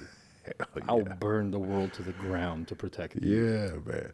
And that type of thing, it's not a rational or sane thought to have. You're like, I'll burn 8 billion people to protect you. Yeah, it's incomprehensible, man. But you know in the back of your mind that, like, some scary place, you're like, fuck, I would actually do that shit. Yeah. Because that's my child. Like, Hell yeah. It's one of the, I don't know, that's the only way I can describe unconditional love, where no one and nothing else matters except for that. Right. And that's what kids do to you. Hell yeah. At least that's what they're supposed to do to you. Yeah. If you don't love yourself, then I think it's a harder time to have that type of love for that kid, man. And I think through my kids, I learned how to love myself better. Same. So much better. Same, dude. Same. My kid is just a maniac. She's just all over the place. And, like, seeing that personality out there like that, I was like, God damn it. That's me. I just don't do it all the time. Why am I not doing it like her? And I'm like, well, if I'm gonna pass down some lessons, they're done through example. You can tell a kid all you want.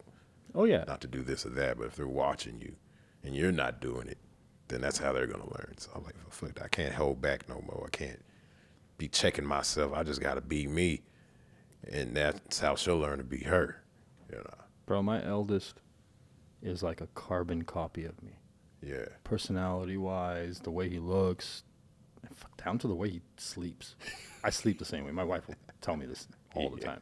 Yeah. But through him, I learned that, like, as much as I try, there's stuff that's permanently his personality because it's my personality, and there's no way to change these things. Like, he will overthink every single situation the same way I do. Right. Where his middle and younger brother, well, younger one's only 2.5, so I don't know yet, but his middle brother couldn't give less of a fuck in the world what's going on. He has his own universe, and you either comply with it or you are not part of it. Right. That's the way my middle son is. He's unique, he's eccentric, he's hilarious, he's, like, funny and laughing all the time. My eldest is very, like, he's only a year older than his older brother, but he's, like, super older brother mode, like, protective and kind of, like, fearless in that role that he takes on, that, like, you can see it, and you're like, dude, I love and respect you so much for that. Yeah. Like, you're a year older than your middle, my middle son, and 4 years older than my youngest, and you're, like, actually 6 years, I'm sorry. And you take on this big brother position like such a mature man would, and I'm like, full respect for you, bro. But, like, I can't change you. Yeah. There's no doing that. It's like you got to, at some point, accept that we're all fucked up, and there is no playbook on how to raise your kids properly. It's like, I'm going to try, and we'll see what happens kind of thing. Yeah. Do you ever get to that point where you, like, realize your parents was doing that, just like they were just trying? When you're a kid, you think they got it all figured out, and you're just watching them, and you feel like, oh, that's all premeditated what they did to me. And then you get older, and you're like, nah, that wasn't premeditated. They were just tired from work, and that was the only way they could deal with that situation at that time, that type shit. No. No. I feel you. I'll be straight up with you, no. Yeah. Because, well, the simple is, I don't know what my dad was thinking and never met the man. Okay, yeah. My parents got divorced when I was a year old. So that was the end of that. And as far as, like, I'll take it upon myself. It doesn't matter how tired I am. Literally doesn't matter how tired I am. Yeah. If they want something or ask for something, more than likely it is done. Yeah. Seldom do I say no. Yeah. Because they're good kids. They deserve it. It's not spoiling them in any way. It's like, hey, we want to go to the Perot Museum. Cool, let's go and learn about science and dinosaurs and gemstones and all the stuff you guys are really into. Cool, let's go do that. Hell yeah. I don't care how tired I am. I'll take them. Yeah. And my wife is the same way. So I say no to that. I feel you. Because I get like a second wind when I'm with them. Yeah. I can gulp some coffee. Yeah. And I'm like, let's do this. Yeah. Let's go to the Perot Museum. Let's talk about rare gemstones and why you guys like that color versus that color, and cool. Yeah. But what's the alternative of that? Laying on the fucking couch? Okay, I'll rest, but I'll never have that memory. Right. And in 20 years, when I'm completely in a resting mode where I got nothing to do because my kids are out doing their own lives, those memories are what I want to be on the couch with. I like that. Hell yeah. Yeah. Because I won't be tired anymore. Right. So no is my answer to that. I like that. I like that answer, man. I look at it like It is a conscious choice to make children, for the most part. right. For the most part. I understand circumstances may arise. Yeah. And situations and religions and families, certain things happen. But for the most part, we live in a society where you can make a conscious choice to start a family. Right. When you do that, for me, and I had this conversation once with a friend, I said, when I decided to have kids, my life became forfeit. Mm-hmm. Doesn't matter anymore. Yeah. The entire purpose of my life is to preserve theirs Right. and make theirs better. Right. That's it. Yeah. I don't have any other purpose. Right. And then that becomes a lesson in humility in and of itself, because you're giving up your dreams, aspirations, or curtailing them for the benefit of your child. Man. Because at some point, all adults should have this rational conversation with themselves. Exactly. Your child was not given a choice to be born. Right. Now you have the responsibility to at least try to put them in the best situation that they can be in. Yeah. Does that mean you have to be working yourself to the bone? Yeah, it does. Mm-hmm. Does that mean you have to be exhausted all the time but still do homework and still spend time with them? Yeah, it does. Yeah. Because you made that choice. Exactly. And that's the thing. I guess people see that fear with having a kid and seeing that transformational part of your life. But you got to accept that shit. That's part of being an adult. You got to accept the consequences of your actions, man. You want fear? Try being super in debt, Yeah. not having a job, not having a car, and your wife says she's pregnant. Boy, Cool. That was fear. That was 3 kids ago. That's right. That's right. I'm just going to put it out there, bro. Yeah. Like, fear is a Great beautiful motivator. Yeah, man. Fuck yes. If you're not afraid of anything, then you don't have a reason to live. Exactly. What's motivating? What's driving you to get to that next plateau? Look, I didn't create any of this. Yeah. I was just born into what is already a progression. Right. You got to look at it like that. This is a big story that you're just, Yeah. You're born at some spot of it. Yeah. You didn't start the story, nor will you end it. Right. You know what I'm saying? Like, Mm-hmm. people seem to think that the universe revolves around them. Yeah. Nah, man, we're just part of, a story that's going on. Exactly. And one day, maybe there will be an account of all of this that someone will tell or something will tell. Right. You're not going to come up, bro.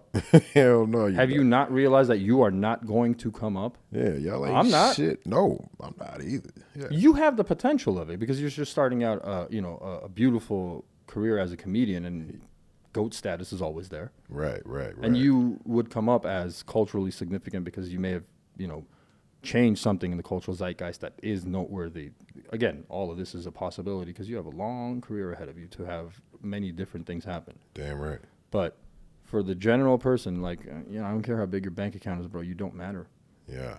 That's the thing, is like, you understand that. Yes. And that is a You matter now, but possibly because you have more money than a lot of people. right. But again, in the grand story of the human civilization, from its inception to its end, you're nothing. You don't exist. And that acceptance is how you get to wisdom, man. So I take that right now. I was like, if that guy doesn't exist, who the fuck am I? Exactly. Why should I exist? Do something noteworthy and let the history books tell about you. Right. Otherwise, just live your goddamn life, dude. Be humble. Exactly. Kendrick Lamar. You need to get him in here, man. So, I mean, the idea of this whole podcast right now is I just want to talk to people that I'm genuinely interested in talking to. Yeah. And comedians was kind of, I don't know why, that's what popped in my head. And I was like, I want to talk to comedians. I want to get to that story. Yeah. But yeah, there is a part of me that says, man, I would love to be able to talk to different artists from all walks of life. Because I look at art a little differently. Like, engineers are artists for me too. Same. Yeah. Because people talk about, let's say, Van Gogh, and they talk about, all these beautiful painters and artists. And I always ask the same question. Who's more important, Van Gogh or the person that came up with pigment and paint? The motherfucker that came up with pigment and paint. Or the person that came up with brushes? Yeah. Or the person that came up with canvas? Or the person that came... these are artists in and of themselves because they created the medium on which we can create art. Right. So those people are important to me too. I agree. You know what I mean? Yeah. So I would love to explore all different types of artists in the future, chefs and engineers and musicians, because I feel like all of us, even down to the guy that is a school janitor, has a story to tell. Goddamn right, dude. I look at art like a privilege. Yeah. Once you get to a certain level of society and normalcy, then art can flourish. But even in the depths of struggle, art can flourish.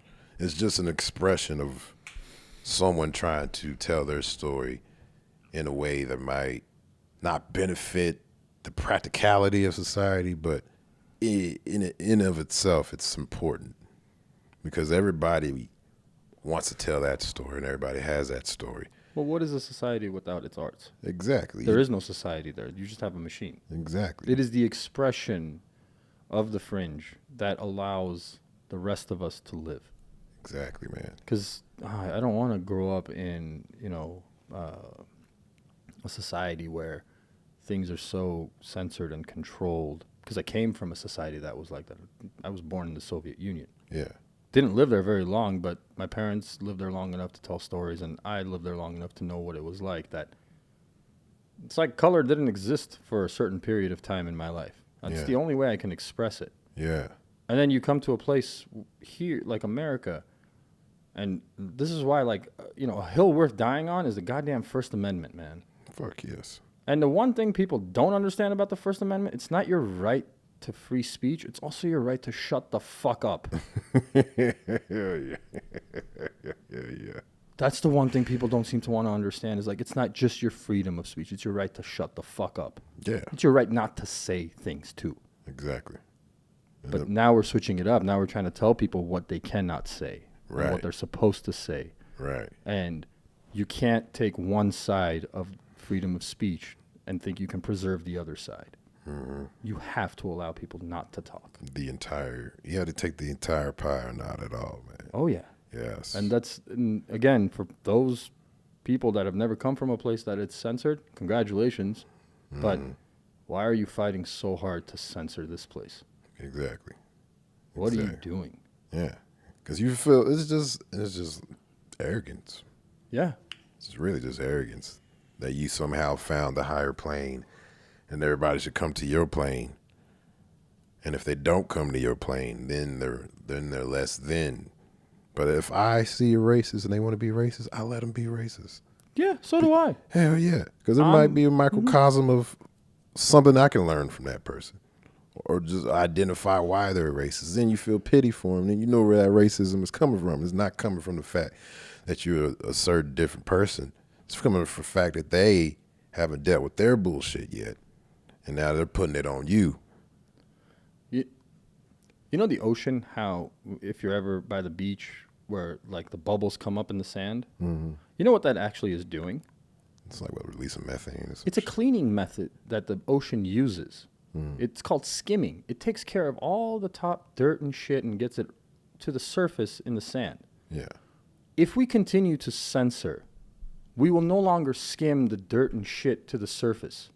And what will happen is it'll fester under the water. Yeah. And it'll blow up into a humongous societal disaster, kind of like an ocean would have an ecological disaster if it didn't skim all that dirt off. Yeah. What we're doing right now is that. We're not allowing shit to skim, which is censoring other people. Let the morons talk. Yes. Let them speak to their heart's content so that practical human beings with intelligence can come along and say, this is where you are wrong. Yes. There's a famous debate I love watching. It's between William F. Buckley, a conservative way back in the 60s, and James Baldwin, and they're going back and forth. I've seen that debate. It's a beautiful debate. Yes. Back then, and the fact is not the fact that they had a debate and who won and who lost. The fact is that the debate was able to exist in the first place. And William F. Buckley, as much as I disagree with him, had ample amount of time to speak, to talk, ample amount of time to voice his position, and Baldwin had an ample amount of time to combat that position he had. And that's where you find the crux of a healthy democracy, because two guys on two different sides of the podium can argue with each other and come to a consensus, whether it's you agree with it or not. But the fact that it's even a possibility is the example of democracy. Well, what I found more beautiful in these debates that existed was it also allowed us as the public to invoke thoughts. Yes. If I was on the Buckley side or I was on the Baldwin side and I heard the other argument, it could invoke thought. Right. It could invoke me sitting down in that television set during the commercial going like, oh, shit. Mm-hmm. Wait a second. Did we all come from the same place? Right. What kind of bullshit is that?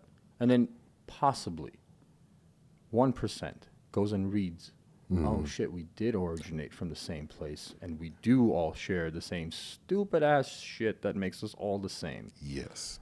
I don't have a reason to hate my neighbor Tyrone.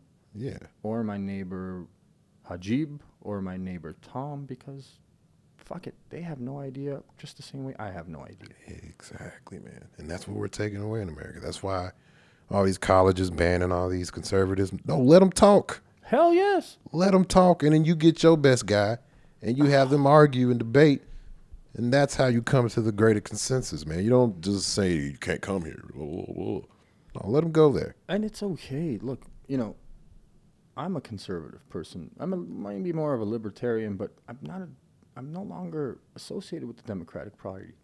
Yeah. I used to be. Same. I used to be. Yeah. You know, Yeah. I had no problem with the liberal movement for a very long time because a lot of it made sense. Mm-hmm. Conservatives make more sense now Yeah. because for some reason they become the group that's not forcing me to do shit.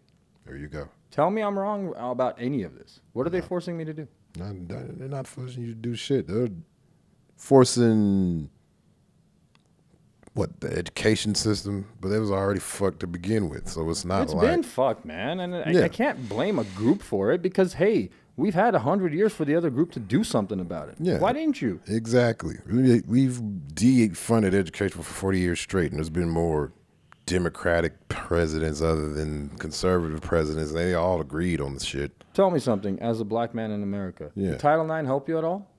Nah, I don't even know what it is. What is it? Title IX was supposed to be, originally it started out as inclusion of sports and athletics for minority groups and women and all this stuff, but it expanded mainly to become a good way for other racial groups in this country to have an advantage in going into college. Oh, affirmative action. Kind of like affirmative action. Title IX was part of that because athletics kind of played a big role into it and just this whole cosm of bullshit. Yeah. But did it help you in any way? Did affirmative action help you in any way? No, it's just a Band-Aid for the greater problem. But what did it end up actually doing? Well, here's what it ended up doing. Yeah. Is it put in a system of people in universities and in schools that have an ideology and come from a place, and I'm sure of this in like my heart of hearts, where they were brutally fucking bullied as kids because they were different, because they may have been part of the LGBT community, or maybe they've been the only black kid in a white neighborhood, or whatever label you want to put into this. Yeah. And that hate festered and grew, and now they are the ones in control. And what are they trying to do? Well, fuck all your kids. Yeah. Aren't you the assholes that wanted to fuck with me? Well, why don't I irrevocably ruin your children as a way to get back at you? I'm not going to bully them, but I'm going to put ideas in their heads. Yeah. Ideas that, this is why I'm more conservative than I'm liberal. I don't agree with that shit. Yeah. I know what it was like to be a fucking 5-year-old. And I know you do too. You're not that old to forget. Right. Did you know anything about boy, girl, or anything other than that? No. Shit, at 5, I was trying to figure out why girls didn't have dicks. That's it. Yeah. That's what a 5-year-old is trying to figure out the first time. You're like, what the fuck is going on? Yeah, why she got bangs? Why she got longer hair than me? And I can vividly tell you how that happened. Yeah. I was visiting someone's home, and they had a 5-month-old baby who was getting a diaper change. And you peek over. And you curious. glance. You're a 5-year-old. Like, there's nothing wrong with this. As a Yeah. 5-month-old, you have no idea what the fuck is going on. Yeah. And you're like, what the hell? Something's missing. Is she broken? And then you ask, and then your mom or whoever is like, hang on. Like, we were trying to avoid this shit Right. for a couple more years. But here's how this shit works. Yeah. Yeah. You got a pee-pee. She doesn't have a pee-pee. It's all the same. Whatever. Done. Right. That's the end of the conversation. Yeah. What are you talking about, bro? Like, what 5-year-old knows that they are not a boy or not a girl or they're something else or this? None of that shit. It's retarded. And to me, it is child abuse. Yeah. It's just child abuse. Even though you may not be putting them on hormones or, surgery, mentally you're abusing your child the same way a parent that neglects their child abuses them. Yeah. Overly indulging your child and neglecting your child is the same abuse for me. I like that idea. You can't just blanket be the fucking moron that says, oh yeah, you want to dress up in pink today. That obviously you're a girl, Steven. No, moron. Steven just may want to wear pink. Yeah, just let Steven wear pink. And I can tell you this from my own experience of having 3 boys, bro. Like, they all dress differently from each other. Yeah. My middle one has an eccentric style. He loves different types of patterns and clothes and colors and this and that. Yeah. Okay, cool, dude. Knock yourself out. Yeah. Doesn't mean he's not a boy. He's just an eccentric boy. Versus my other one, which is just like, fuck it, bro. I want to dress like that. Give me dark colors. I don't want anybody to notice me. Yeah. Inconspicuous. Yeah. Fine. Yeah. But you know what? You know this just as well as I do. If I go down Legacy Boulevard or Highland Park, you'll see a bunch of grown-ass men wearing flaring colors holding their beautiful wife's hand. Yeah. Are they supposed to be in the wrong body? Because they like pink? No. No, but a 5-year-old is, right? Right. Now, fuck you guys. Yeah. Fuck all of you for your thoughts. Censor yourselves a little bit. I'm sorry. Yeah. I feel like... What are you raising? A generation of kids that are going to be so goddamn confused and they're going to have psychiatric issues because of you people. Yeah. I feel like the control of kids is I a shouldn't big... drink whiskey. Yeah, you should. You should drink whiskey. It makes me get fucking... That brown stuff gets in you, man. It makes me feel like I'm like invincible. I can talk anything I want. Not that I'm saying anything hateful to anyone, but it should be a wake-up call. I agree, man. I agree in the sense that you shouldn't give a fuck what your kid wants to be. And it shouldn't be part of your choice. I feel like parents take too much time trying to control what avenue their kid goes down, other than just getting the fuck out the way, because at the end of the day, it's that kid's life. It's not yours. Bro, what's your goal for your daughter? Shit, to be whatever the fuck she want to be. As long as I give her the tools to make it to get the full potential she wants to be, I'm happy. So if she wants to be a gardener, I'm going to go buy gardening tools, and I'm going to give it to her.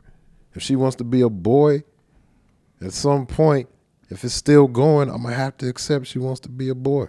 Go get your boy shit. You know what I'm saying? Not your life to live. It's not my life to live. It's up to her.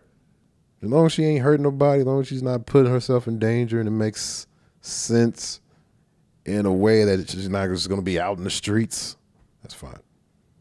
You know? I know it's controversial to say Dr. Peterson's name. Ah, yeah. But I love Dr. Jordan Peterson. Always have. I've actually been to a few of his lectures and stuff in person, have all of his books. But there's one thing he said that I espoused for my children more than anything else. I don't try to make sure that they are happy adults. I want to make sure that they are content and satisfied adults. Yeah. Happiness is an emotion. Yes, it is. Content and satisfaction is a state of mind and a state of being. Right. You're not always going to be happy. That's bullshit. Right. But if you're satisfied and you're content with your life, you will take on the good with the bad easily. That's my goal. I want them to be satisfied with their life. Same. And I think that's the same thing you want with your daughter. Hell yeah. Do you want her to do stand-up? I want her to be like 20 before she thinks about it. I want her to be old. I want her to try some shit before she comes to me. Now, if this is just a thing she just falls in love with, I'm down with it. But if it's something she's just going to stumble into when she's older, I'm like, yeah, you need to think about this shit, because this shit, it's not as glorious as it looks. How did it come about for you as a nice transition? Was it a stumble or was it dedication and passion that kind of sparked you going into stand-up? It was a stumble, man, because in Midland, there's no tangible avenue to stand up. Yeah, so It's not DFW. Right. I had to go to Yucca Theater because they was bringing in Rich Voss, like a once a year type thing. And I sat down, expecting to watch Rich Voss. I seen a bunch of local people go up, and I was like, oh, I can do it. I can do that. I don't have to be Rich Voss in New York City. I can be fucking LaRon and bullshit Midland. So then that's when I went down. They had a coffee shop, did an open mic once a month, and I wrote a bunch of bullshit jokes, showed up, and I bombed hard. Then I had to wait a whole 31 days to go bomb again. Then I bombed the third time. Fucking 3 months in, I'm just eating ass. Well, you only got waiting a month. 3 shows though, right? Yeah. That's the problem. Is like Yeah. you can't do other open mics to kind of like, oh, I suck less today. Right. It was just once a month. You just had to figure it out for 31 days. And in the 4th month, I finally figured out how to write a joke. Hey man, that's not And went from stumbling, there. bro. That's dedication. Yeah. Seriously, waiting 30 days with your own head of like every single person that didn't laugh at you going through your head and like, I want to do this again. Yeah, this was fun. Yeah. And it was like, and it was going to be mostly the same people there. And this was all in the coffee shop at Midland. Yeah, downtown Midland, called the Ground Floor. So this is 3 months into it. When do you get your first laugh? Ah, man, 4th month in, because there was like this old poetry club that used to show up and do their shit. So that was your crowd. Okay. So I was like, how do I get these old folks to fucking giggle? And it was just like bullshit, clever, Seinfeld-y ass jokes that finally got me through that crowd. Then once we got 5-10 minutes each, me and 4 other guys, we started working in between country bands that would do the country bars out there. They were like, hey man, during intermission, do you want to do like 25 minutes? Like we had 25 minutes. No, we did not. You want to do 25 minutes in between? I was like, yeah, fuck yeah, I do. And it started from there. And then at some point I was like, I gotta get the fuck out of Midland because there's no viable way to do it here. And that's how I ended up in Dallas, man. It was the main goal when I got to Dallas was to be a comedian. So Midland, you get kind of like, you break your teeth off and then you're like, okay, I got to go somewhere and actually pursue this. Right. Yeah. And then, so you get to Dallas. What year are we talking here? 2015. Okay. So this is pre-pandemic. Yeah. You're just trying it out. Yeah. You get here. What's the first club you try to like do an open mic at? Backdoor Comedy Club, man. Okay. Yeah. Shout out to the back door. Shout out to the back door, man. Shout out to Linda Stockner, man. Shout out to Jan Norton, man. Those 2 ladies are so underappreciated in this scene, man. Because they Really? Yeah. First, they got an encyclopedia of wisdom, jokes, thoughts that you don't normally see in the game, especially from 2 women.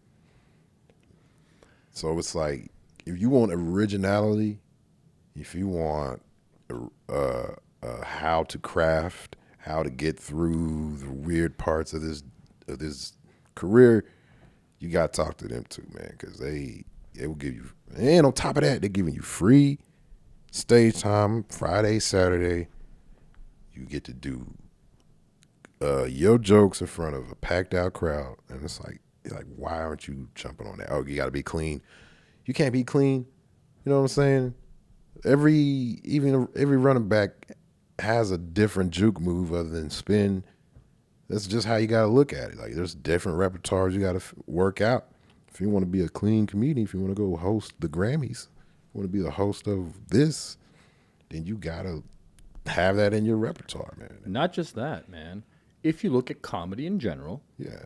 I can name maybe 3 clean comedians. Exactly. Set yourself apart. So what does that mean? It's so much harder to be clean. Yes. So if you can hone the skill of clean, you can add fuck, shit, cunt anytime you want, like Carlin said. You know what I'm saying? Like, I think if you ask any comedian, any seasoned comedian who's good, they would say, yeah, dude, it's hard to be a clean comedian because there's so much easier laughs to get when you can throw in dirty shit. Exactly. You know it. Like, for sure, the dirtier comedians get the more laughs. But, like, listen to Jim Gaffigan do it or Nate Bargatze do it. Like, completely clean, amazing comedians. I mean, Nate's story about him buying the same jacket twice.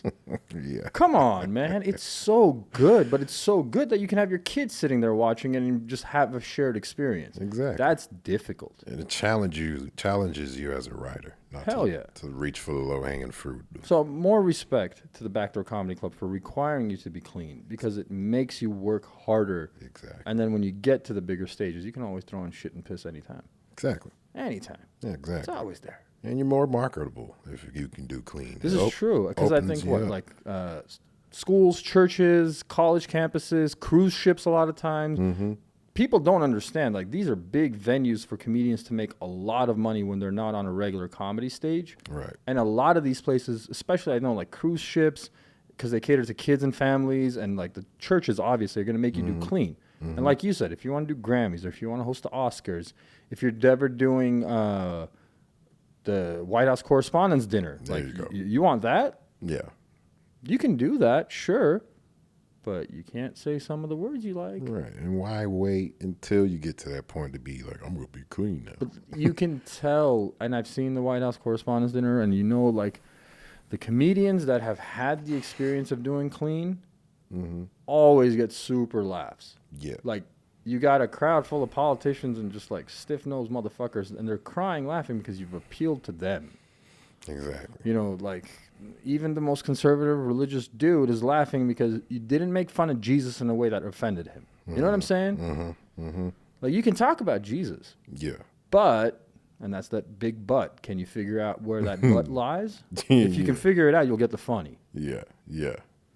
Exactly. And I have so much more respect for the rarity of clean comedians because it's such a harder task to accomplish. So, yeah, I mean, you know, cutting your teeth on backdoor comedy and making sure that you can do clean comedy, I'm sure that, like, that made you grow as a comedian a lot. Fuck yes, it did, man. Made me sharpen up my writing skills, man. Made me think about different. And then that's the beauty of DFW, just in general. It's so diverse. Yes. You can do any crowd you need. You can do a black crowd. You can do a redneck crowd. You can do an Indian crowd. You can do a white conservative crowd. You can do a conservative multicultural crowd. You can do any type of crowd out here. It's a lot of driving, but you ain't gonna get that nowhere else. And white redneck doesn't mean white racist. They will laugh their fucking ass Hell off yeah. at any color comedian, any shape, any Yeah. gender. Yeah. Because I know I've been.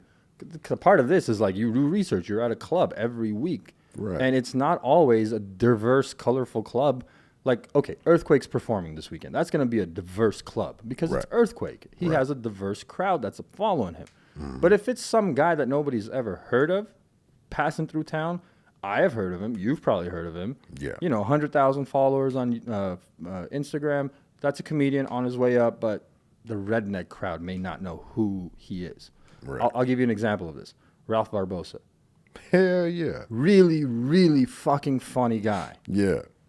But very Latin oriented person because he's a Latino guy. Like, you know, that's the way his accent almost sounds that way. He has that like demeanor and the way he speaks.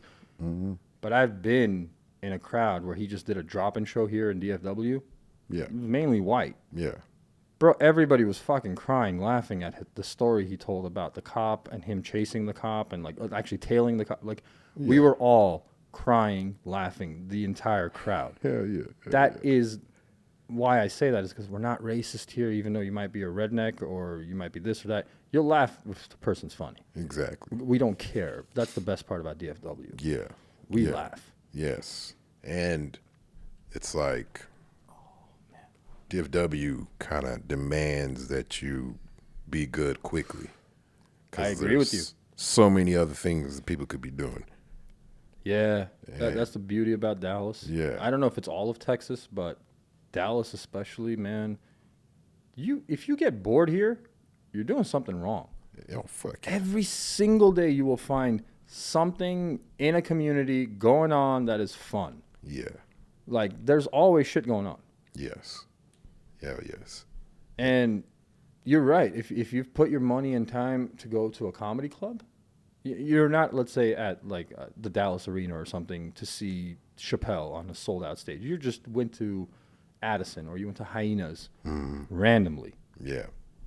Well, if you suck, bro, we're going to let you know. We have zero tolerance for that shit. Hell yeah. I don't care. Yeah. And you could be a seasoned vet on an off day and people will tell you. But then you could be like a Harlan William coming through town and just everybody's crying, laughing because you're beyond good. You're a master class of how to do it. Or you're an Ari Shaffir that comes through. Or Ralph. And he's not GOAT status, but god damn, that guy's funny. Yeah. And that's the thing, man. Ralph moved up really, really fast. And it's like he's always now in a position of having to leap. And I love George Lopez for the haterade he gave that guy. Yes. He fucking accelerated him. Yes. Like you lit George, I know that's not what you were trying to do, and you were just trying to be like a dick for some reason. Yeah. Sorry, bro, but that's all you were trying to do is be a dick. Yeah. But like everybody in the comedy world was like, what the fuck is wrong with George? Exactly, man. Like, why aren't you propping up the Latino comedians? There isn't that many of these poor guys. No. Like, it's not a big crowd. Like, it's mainly white and black in comedy. Let's be honest. Yeah. There's a lot of really funny black comedians, a lot of white comedians. You don't have a lot of Latinos. And the Indians are doing amazing shit now. Yeah. There's a fucking cohort of really, really funny Indian comedians that are coming up all over the place. Yeah. But, like, the Latin crowd, who do you know? George Lopez. Fluffy. John Leguizamo. Yeah. Can you name a fourth? Mark Robles, he just died, though. But yeah. But that's because you're a comedian and you know comedians. But if you think about, like, who do you put as a Latin comedian on your Mount Rushmore? Well, it's Fluffy for me. Fluffy. Because, Jesus Christ, bro, who sells out Dodger Stadium 3 days in a row? Shit. Just him. I mean, what can you say other than, like, praise to you, sir? Yeah. Like, you did what nobody could do. Yeah. 3 days in a row, man? Like, are you kidding me? Yeah. And he's that good. Yeah, definitely. So he goes up there. Yeah. But you know what? That's the problem is, like, it's such a small crowd of people, man. Yeah. The great respect I have for Ralph, it's going back to, like, he always had to leap because he was growing so quickly. Yeah. That there was no time to have fear of what happens if I don't leave. Ralph's is in his 20s, isn't he? Yeah, he's in his mid-20s. He's a young dude, like, doing it. Yeah, and it's just like, if he's presented with that obstacle, that challenge, he has to leap. And when you have to leap, then you got to fly. And he's figured out how to fly in every situation. Hell yeah. And it's like, and he's a Texas native, dude. I can't wait for him to be selling out arenas and just to be like the Chappelle in his own right, or the Russell Peters in his own right, Rogan in his own right, whatever name you want to put into like a Tom Segura. His latest special, by the way, is fucking hilarious. I haven't watched it. Dude. Fucking Segura, bro. It's on Netflix? Yeah. Okay, I have to get my subscription back up. Fuck you, Netflix. You can borrow mine. Oh, thank you. No, man. I've always had an admiration for Tom Segura as a comedian. Yeah. Because as much as people don't want to say this, or if they do say this, he's an intelligent comedian. Yes. You know what I'm saying? Like, whereas Bert Kreischer, sorry, I keep saying Brett for some reason. I don't know why I mess up this poor man's name. I love him as a comedian. He's one of my favorites. I can't say Bert to save my life. Every time it's Brett. I even fucking mistype it. Sorry, Bert. I'm so sorry. I'm being a dick for no reason, but that's the truth. But yeah, I mean, you're right about what you were saying about Ralph, that I think being thrown into kind of like his popularity growing so quickly. Yeah. How long has he been doing comedy? Do you know by chance? Dude, he started 2017, 18, I think. Like 4 or 5 years at the most. Yeah. That's crazy to get that kind of notoriety. But it also says something about how funny he was or is. Yeah. The guy's funny, man. Like, there's no denying it. And you could tell, dude, like, when he first started, there's an open mic the West Corn used to run. And when you first starting out, which is the big mystery of comedy, like, you got to know yourself to get to go anywhere with it. Right. So everybody else is a stabbing at shit dick jokes, boo-boo jokes, abortion jokes. And then Ralph comes up and he's talking about how his friend is not good at sales, but he thinks he is. Like, no one hears that nuance of a premise from someone just starting out. So this dude obviously did his homework. He obviously studied the game. And he came in with like a level of comedic maturity that most motherfuckers ain't got. So you could tell, man. As soon as you saw him, you was like, that guy's gonna be somebody. I gotta go check out. Is that first set available somewhere? It was an open mic set. So you saw this? Yeah, I saw it with my own eyes, man. The first open mic he did? Or one of the first? Yeah, one of the first. And I was like, shit. Oh, that guy's gonna be somebody, man. Like, and see, that's the thing is when a comedian sees that, even in its like earliest stages and says, oh shit, that guy's gonna be big. Yeah. You can tell. Yes. Like, there's a comedian out right now. I haven't seen him live, but I can't wait until he comes to Dallas. I saw him on Kill Tony. Aaron Belial. Bro. Yeah. Absolute murder. Hell yeah. And how I knew he was better than not anyone, but most people I see on Kill Tony for the first time is the guy that was before him fucked up so bad. He was a ventriloquist comedian. Oh, wow. I was like, the fucking dumbest thing I've ever seen. And he wasn't any good at it either. Yeah. He was just a shitty comedian. So like they made a lot of fucking fun of this guy. And then when he left, instead of opening with his like set up 1 minute that he had, he rewrote the whole thing on the fly and fucked up that guy as his opening joke. Damn. I knew he was great right from that first line. He came out and he said, I'm a better fucking comedian than the previous guy, and I can't even talk. He can't speak. That's the problem. He has cerebral palsy, and he can't speak. Yeah. So he uses a speaker and a fucking iPhone to tell his jokes. Yeah. And I was like, holy fuck, who are you? Yeah, man. It was one of, like, I hope you had that kind of a feeling about Ralph, because I had that feeling about this guy, Aaron. I was like, who the fuck does that? Yeah.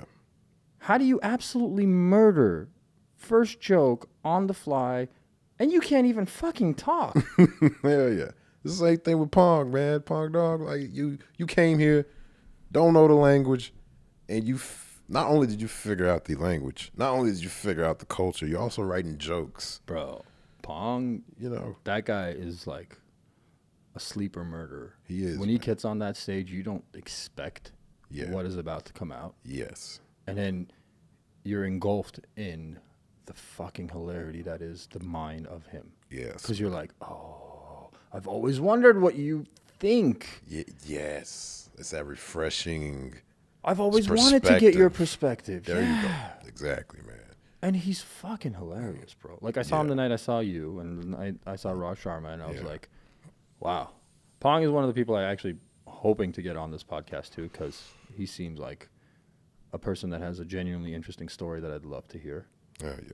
And I know there's the controversy with, the Kill Tony shit and all that stuff. And I'll be honest with you, I'm not even going to touch upon that. Yeah. It's not what I want to talk to the man about. I don't want the showcase of that to be that. I want to talk about him. Yeah. You know what I mean? Like, that's in the past. Fuck all that shit.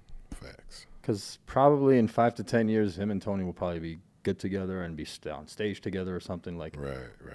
That's the problem with today's media, and I don't know if your opinion of this is the same as mine, is that what could have been resolved or what possibly wasn't even racially charged in any way became this massive bullshit story.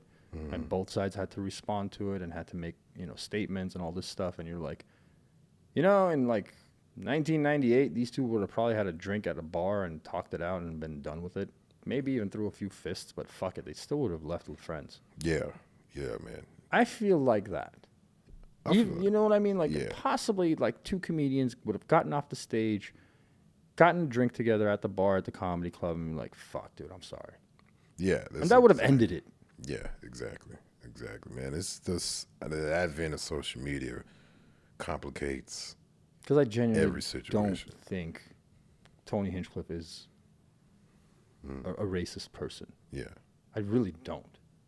No, I don't get that from him either. And the reason I don't is because week after week, every variety of comedian comes onto that stage and sits next to the man and is genuinely happy to hang out and do a Kill Tony episode. Yeah. How fucking racist you gonna be and have that diversity just keep coming through? Yeah. Yeah. Sooner or later, something's got to pop off, right? Mm-hmm.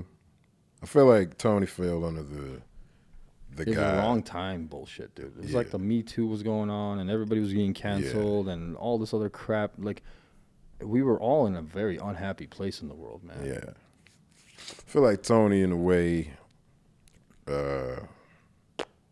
what's the way to say this? He does it because every comedian, in a way, is bound to the audience to make them entertained, and he bitched out and took the low-hanging fruit to keep them going and entertained, and didn't consider the fact that Pong is this guy just starting out, and you're fucking with his career and what Pong is, and you don't even know Pong in that way.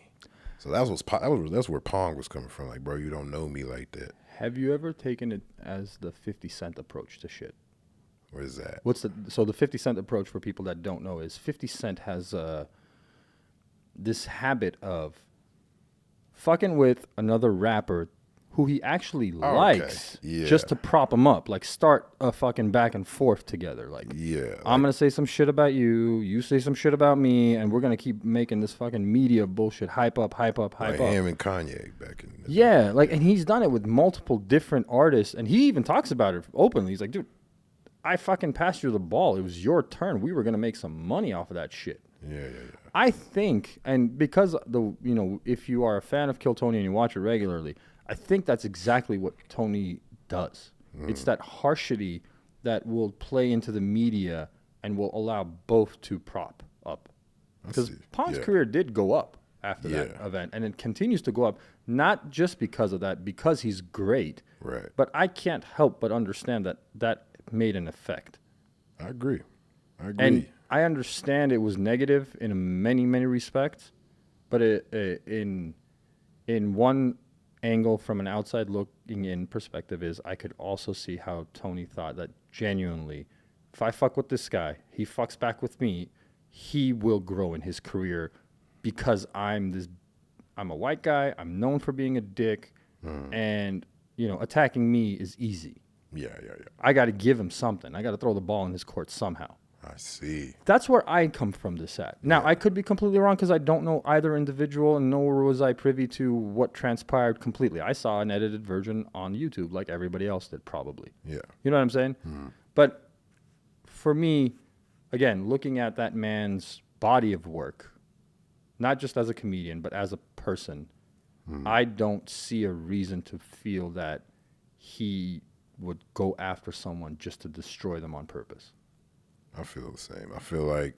You know what I mean? Like, he knows how hard it is to be a comedian, bro. He's been doing it for like 20 years. Yeah. He was not always Tony Hinchcliffe. He was, just like Pong, a dude doing open mics, just like LaRon, and just like every other name you could think of. Do you think that at a certain point Tony might have, gotten too big for his britches, didn't learn how to be humble, and he was just working from a position of power?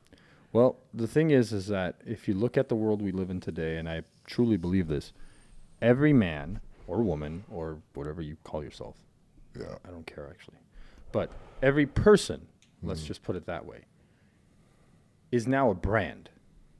Yes. Do you understand the problem of propagating people as brands is that all of us in the normal world feel like maybe I could be a brand one day. Yeah. Maybe my name can mean something. Like, if you say Mike fucking Tyson, it means something. Yeah.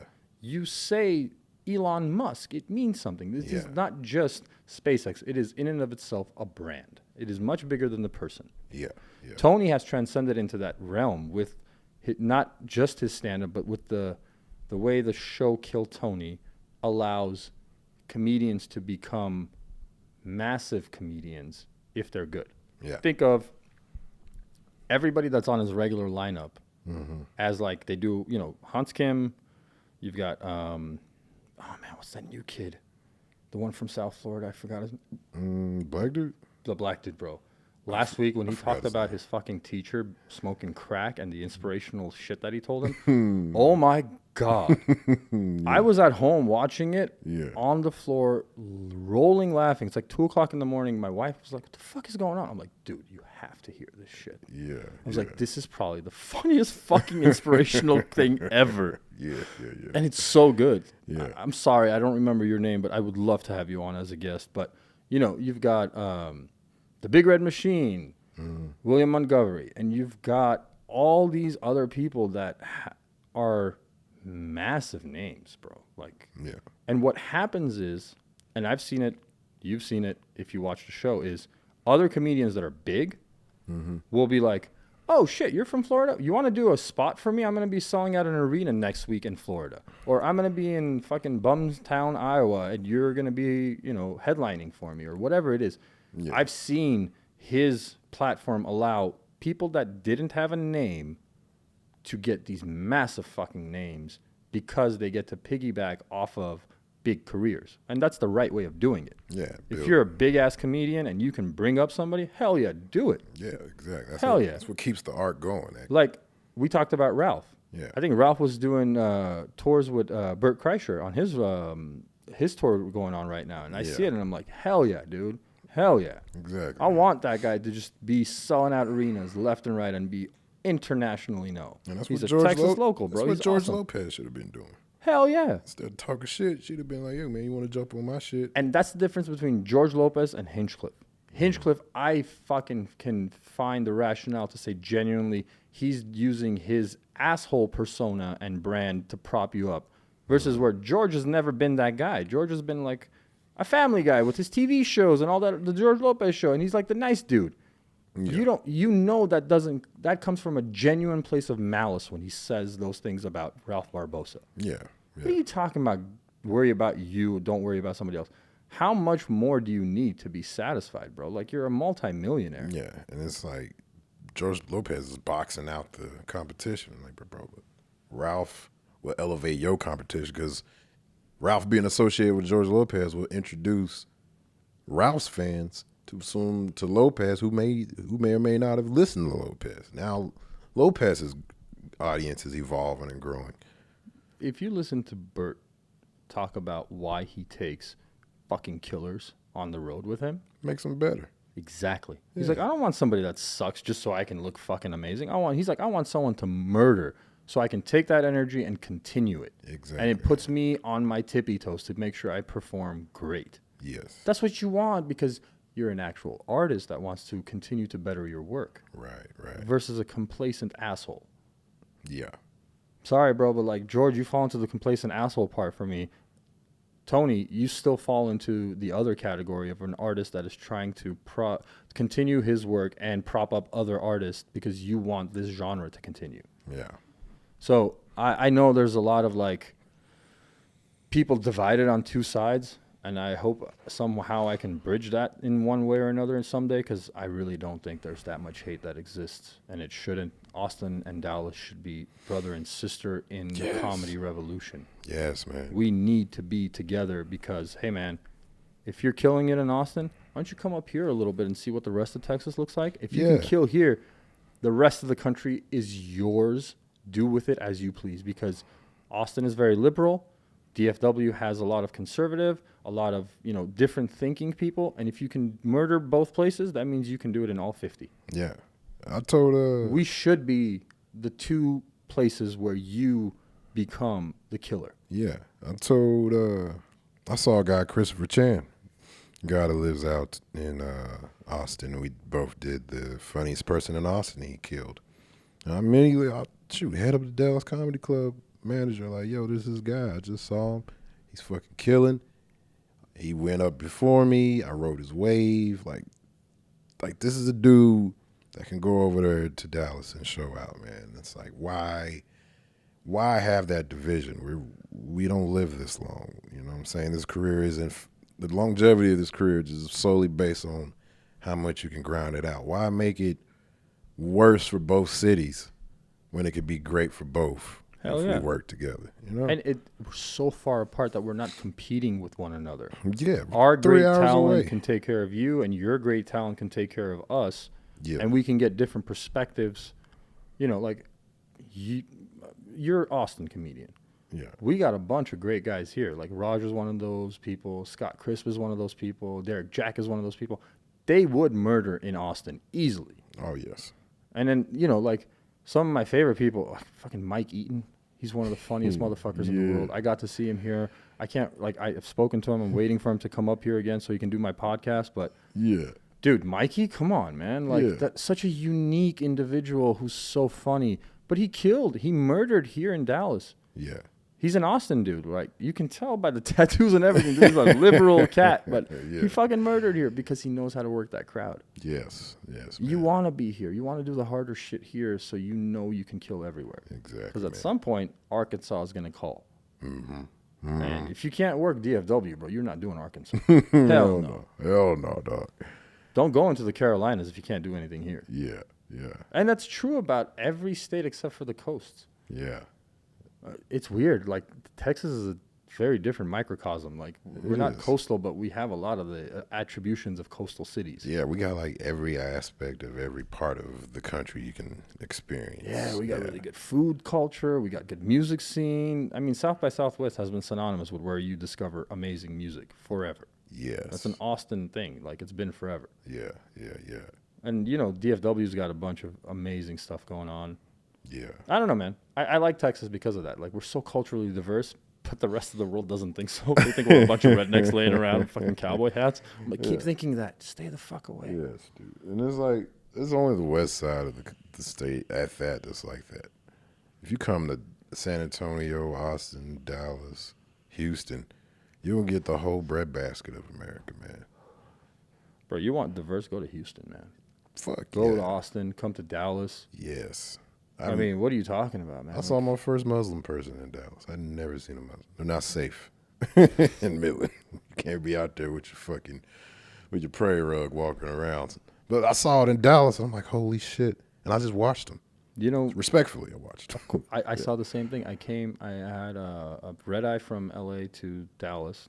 It was fucking delayed, so I arrived here like at 6 a.m. or whatever the time was, but it was the early morning. Yeah. And I was walking to the parking lot to get to my car, and I saw a man. He had the carpet out in the middle of the parking lot, due east, praying. Right. And why I mention is because, dude, it's like a bunch of people coming off of their flights, going to their cars, and just walking around, but nobody paid attention to this man. He did what any other person is allowed to do in Dallas. Just be you. Right. You know what I'm saying? Like, for some reason, people keep thinking about Texas as this, like, racist place and, hate and all this. I'm like, nah, bro. You can be whoever you want. Yeah. A Muslim human can pray to his God in what would be a heavily Christian city. Right. And nobody would even bat an eye because, hey, man, he has faith. I have faith. That's it. Exactly, man. And if you don't have faith, doesn't matter. Yeah. It's weird. Like, we've become the model of what this country should be, man. Yeah. And I've only lived here a year, but, like, seriously, like, everybody is tolerant. Mm-hmm. Yeah, we have problems, obviously. Yeah. But we have more diversity and people just liking each other because we have mutual respect for one another. Oh, yeah, dude. Like, I don't know. Like, I got that feeling when I moved here. It was like people didn't want anything from me other than to respect them. Yeah. Same. And I was like, okay, I can do that. That's easy. Yeah. I want that from you. Yeah. Yeah. You know what I'm saying? I was like, if all I want is respect, I can give that all day. Hell yeah. And that was my first. Cause I met Paul Varghese pretty early and hung out with him. And I've always had that feeling like, yo, this dude trying to fuck with me, man. What's going on? And he was like, nah, man, I just wanted you to come watch the game. It's like, this is the first time this has happened in my life, man, where it's not like an ulterior motive. They literally just wanted to enjoy my company. I was like, I could do that shit, you know? I remember I was visiting with my friend Alex because he and I both moved here. His family and my family, we both decided just like, fuck it, we're done with LA. Yeah. And he and I were just like visiting different cities. That's why I know what Lubbock actually is, because I visited Lubbock. Yeah. Thank God I didn't move to that place. Nothing against Lubbock. It's just like too sleepy of a town for me, bro. I can't do it. It's a town. It's not really a city, in my opinion. Yeah. But we went to Houston, and I remember I grabbed an Uber that took me to a gas station. It was like 11:30 at night. I wanted to get a vape. Yeah. And he was driving a Tahoe, drops me off. I go inside of the gas station, come outside.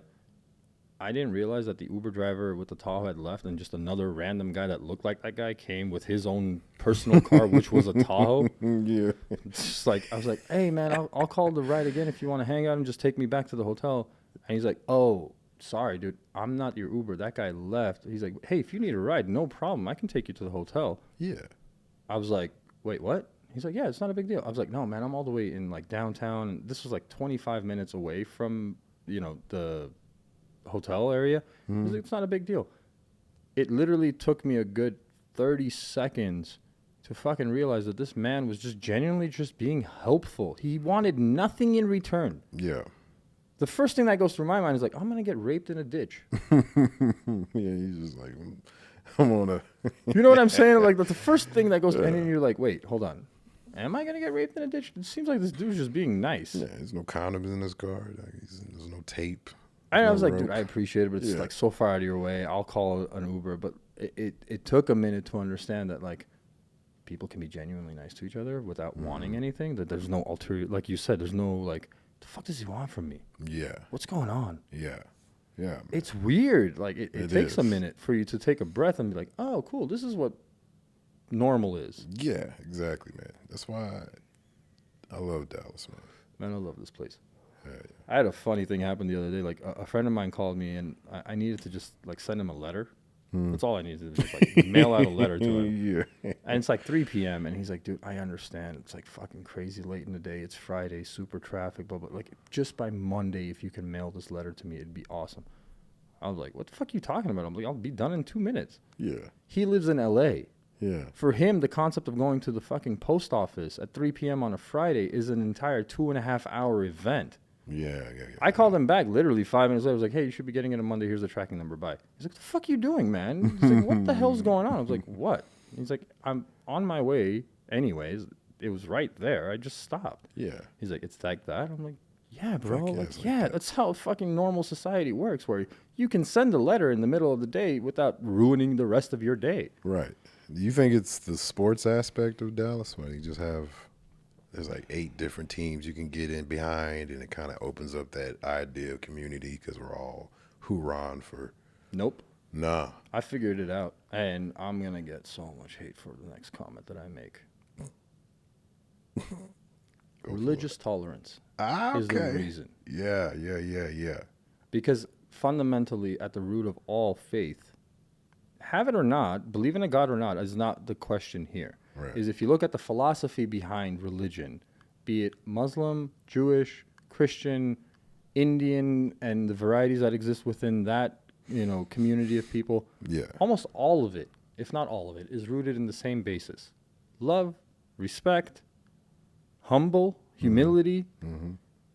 And most people here, even if they are not at the church every Sunday or whatever day their God, says come pray, they, to a certain degree, understand that the tenets of religion, even if you don't believe in God, as a philosophy, are not bad for life. Yeah. Certain ones can have, should be reworked because historically they're kind of don't need to exist anymore. Yeah. Specifically the one that has to do with who you love and when you love and all that shit. Yeah. As long as you're consenting adults, there is no place for anyone to tell you what you can and cannot love each other and how to love each other. Right. But the fact that you should love is the underlying reason I think that this city, or the DFW, which is 2 amazing big-ass cities, Right. and all its surrounding places have this understanding and embrace, and we don't want anything from each other just because one of those things is like that humility part of like, just if you're humble and I'm humble, if I respect you, you respect me, and I don't want anything other than care and respect. And I think that's the reason. It's like, and then all of that is rooted in kind of like sensible things, and that sensible stuff has been taught through religion. Yeah. And this city just continues to kind of be like, hey, it's a big deal, have some sort of faith. Yeah. It doesn't matter what it is, but as long as you got some sort of belief, even if you don't believe, that is still a belief. Right. You don't want to, saying you don't believe in God is a belief that he doesn't exist. Mm-hmm. You know what I'm saying? Like, Yeah. cool. I think that's where it is. Because sports, how many people really give a shit about sports? Let's be honest. I mean, Some do, but most don't. yeah. There's people that are sports is everything to them. You know what I mean? Like the Cowboys are their team, or the Stars are their team, or whoever it is. Yeah. And that's a small group of people, I think. Yeah. Religion is like a big deal. It doesn't matter what religion you're a part of. You know, every culture has something. Yeah. And I think that might be a good thing to have. I agree, man. Don't be stringent about it. Don't take it as like rules for life. Let's execute people that don't follow it. No, take it as a personal philosophy for the way you want to lead your life. Yeah. And if you find someone that is different than you, well, your book also says that you should accept them and love them for their differences. Right. I don't know. That's the way I that's my opinion of why nobody wants anything from you here. And there isn't that like thing of your fear of there's always an ulterior motive of why they want to like hang out with you, or why they want to talk to you, or why they want you to open up for them at an open mic or something, or why they come on your podcast. You know, it's like, nah, people just could be normal. Yeah. You know, that shit happens once in a blue moon. Yeah. Well, man. And I wish we could kind of like spread that everywhere. I agree, man. We're way more alike than we are different, bro. That's the thing. Yeah. And this is why I keep going back to the same question of like, is racism real, or is the idea of racism real? And if we kill the idea, do we kill racism? Yes. That is my final thought. Racism, and in fact, is not tangibly real, but it's the idea of trying to keep some things from other people for your own selfish reasons, and trying to hide it behind the guise of racist thoughts. And it's not an ideology that makes any sense in a diverse country as America anymore. And it is being pushed to the side, pushed out, but it has to happen every generation. And I think you touched on what would be the best way to kill that fucking idea once and for all. Yeah. Going back to having normal public debates. Yes. Where we don't attack each other, where we just attack the merit of an idea. Mm-hmm. And if we did that, and intelligent people came together and spoke, probably 10 debates into it, we'd be like, oh, fuck, there is no racism. We're just kind of like continuing to talk about something that we could change by just stop talking about it. Yeah. Altogether. Yeah. Yes, will pockets of stupidity occur? Yes. But is it societal racism? No. Mm-hmm. That's where we need to get to. Yeah. If we don't have societal racism, pockets of stupidity will always pop up, but as a society, we can squash them. Yeah. That's kind of where I look at it. And that's the way free speech used to work. There was pockets of idiocy, but the society was healthy Yes. and mature enough to be like, don't listen to that shit. Yeah. I think maybe we need to go through a 6th stage again, you know, like a really severe flu. Yeah. Until we come out of it on the other side. Going, man, I don't want to be that sick anymore. Yeah. That's basically what's got to happen. I think we're in the middle of it right now. Like the fever's spiking. I agree. And hopefully in 10 years we'll be like, oh, man, that was touch and go for a minute. Yeah. Whew. But man, I gotta hit this show, man. But I appreciate it. enjoy it. I really love having this conversation with you. Yeah. And I've said this with like every person I've spoken with so far is like, I think we just scratched the surface of you.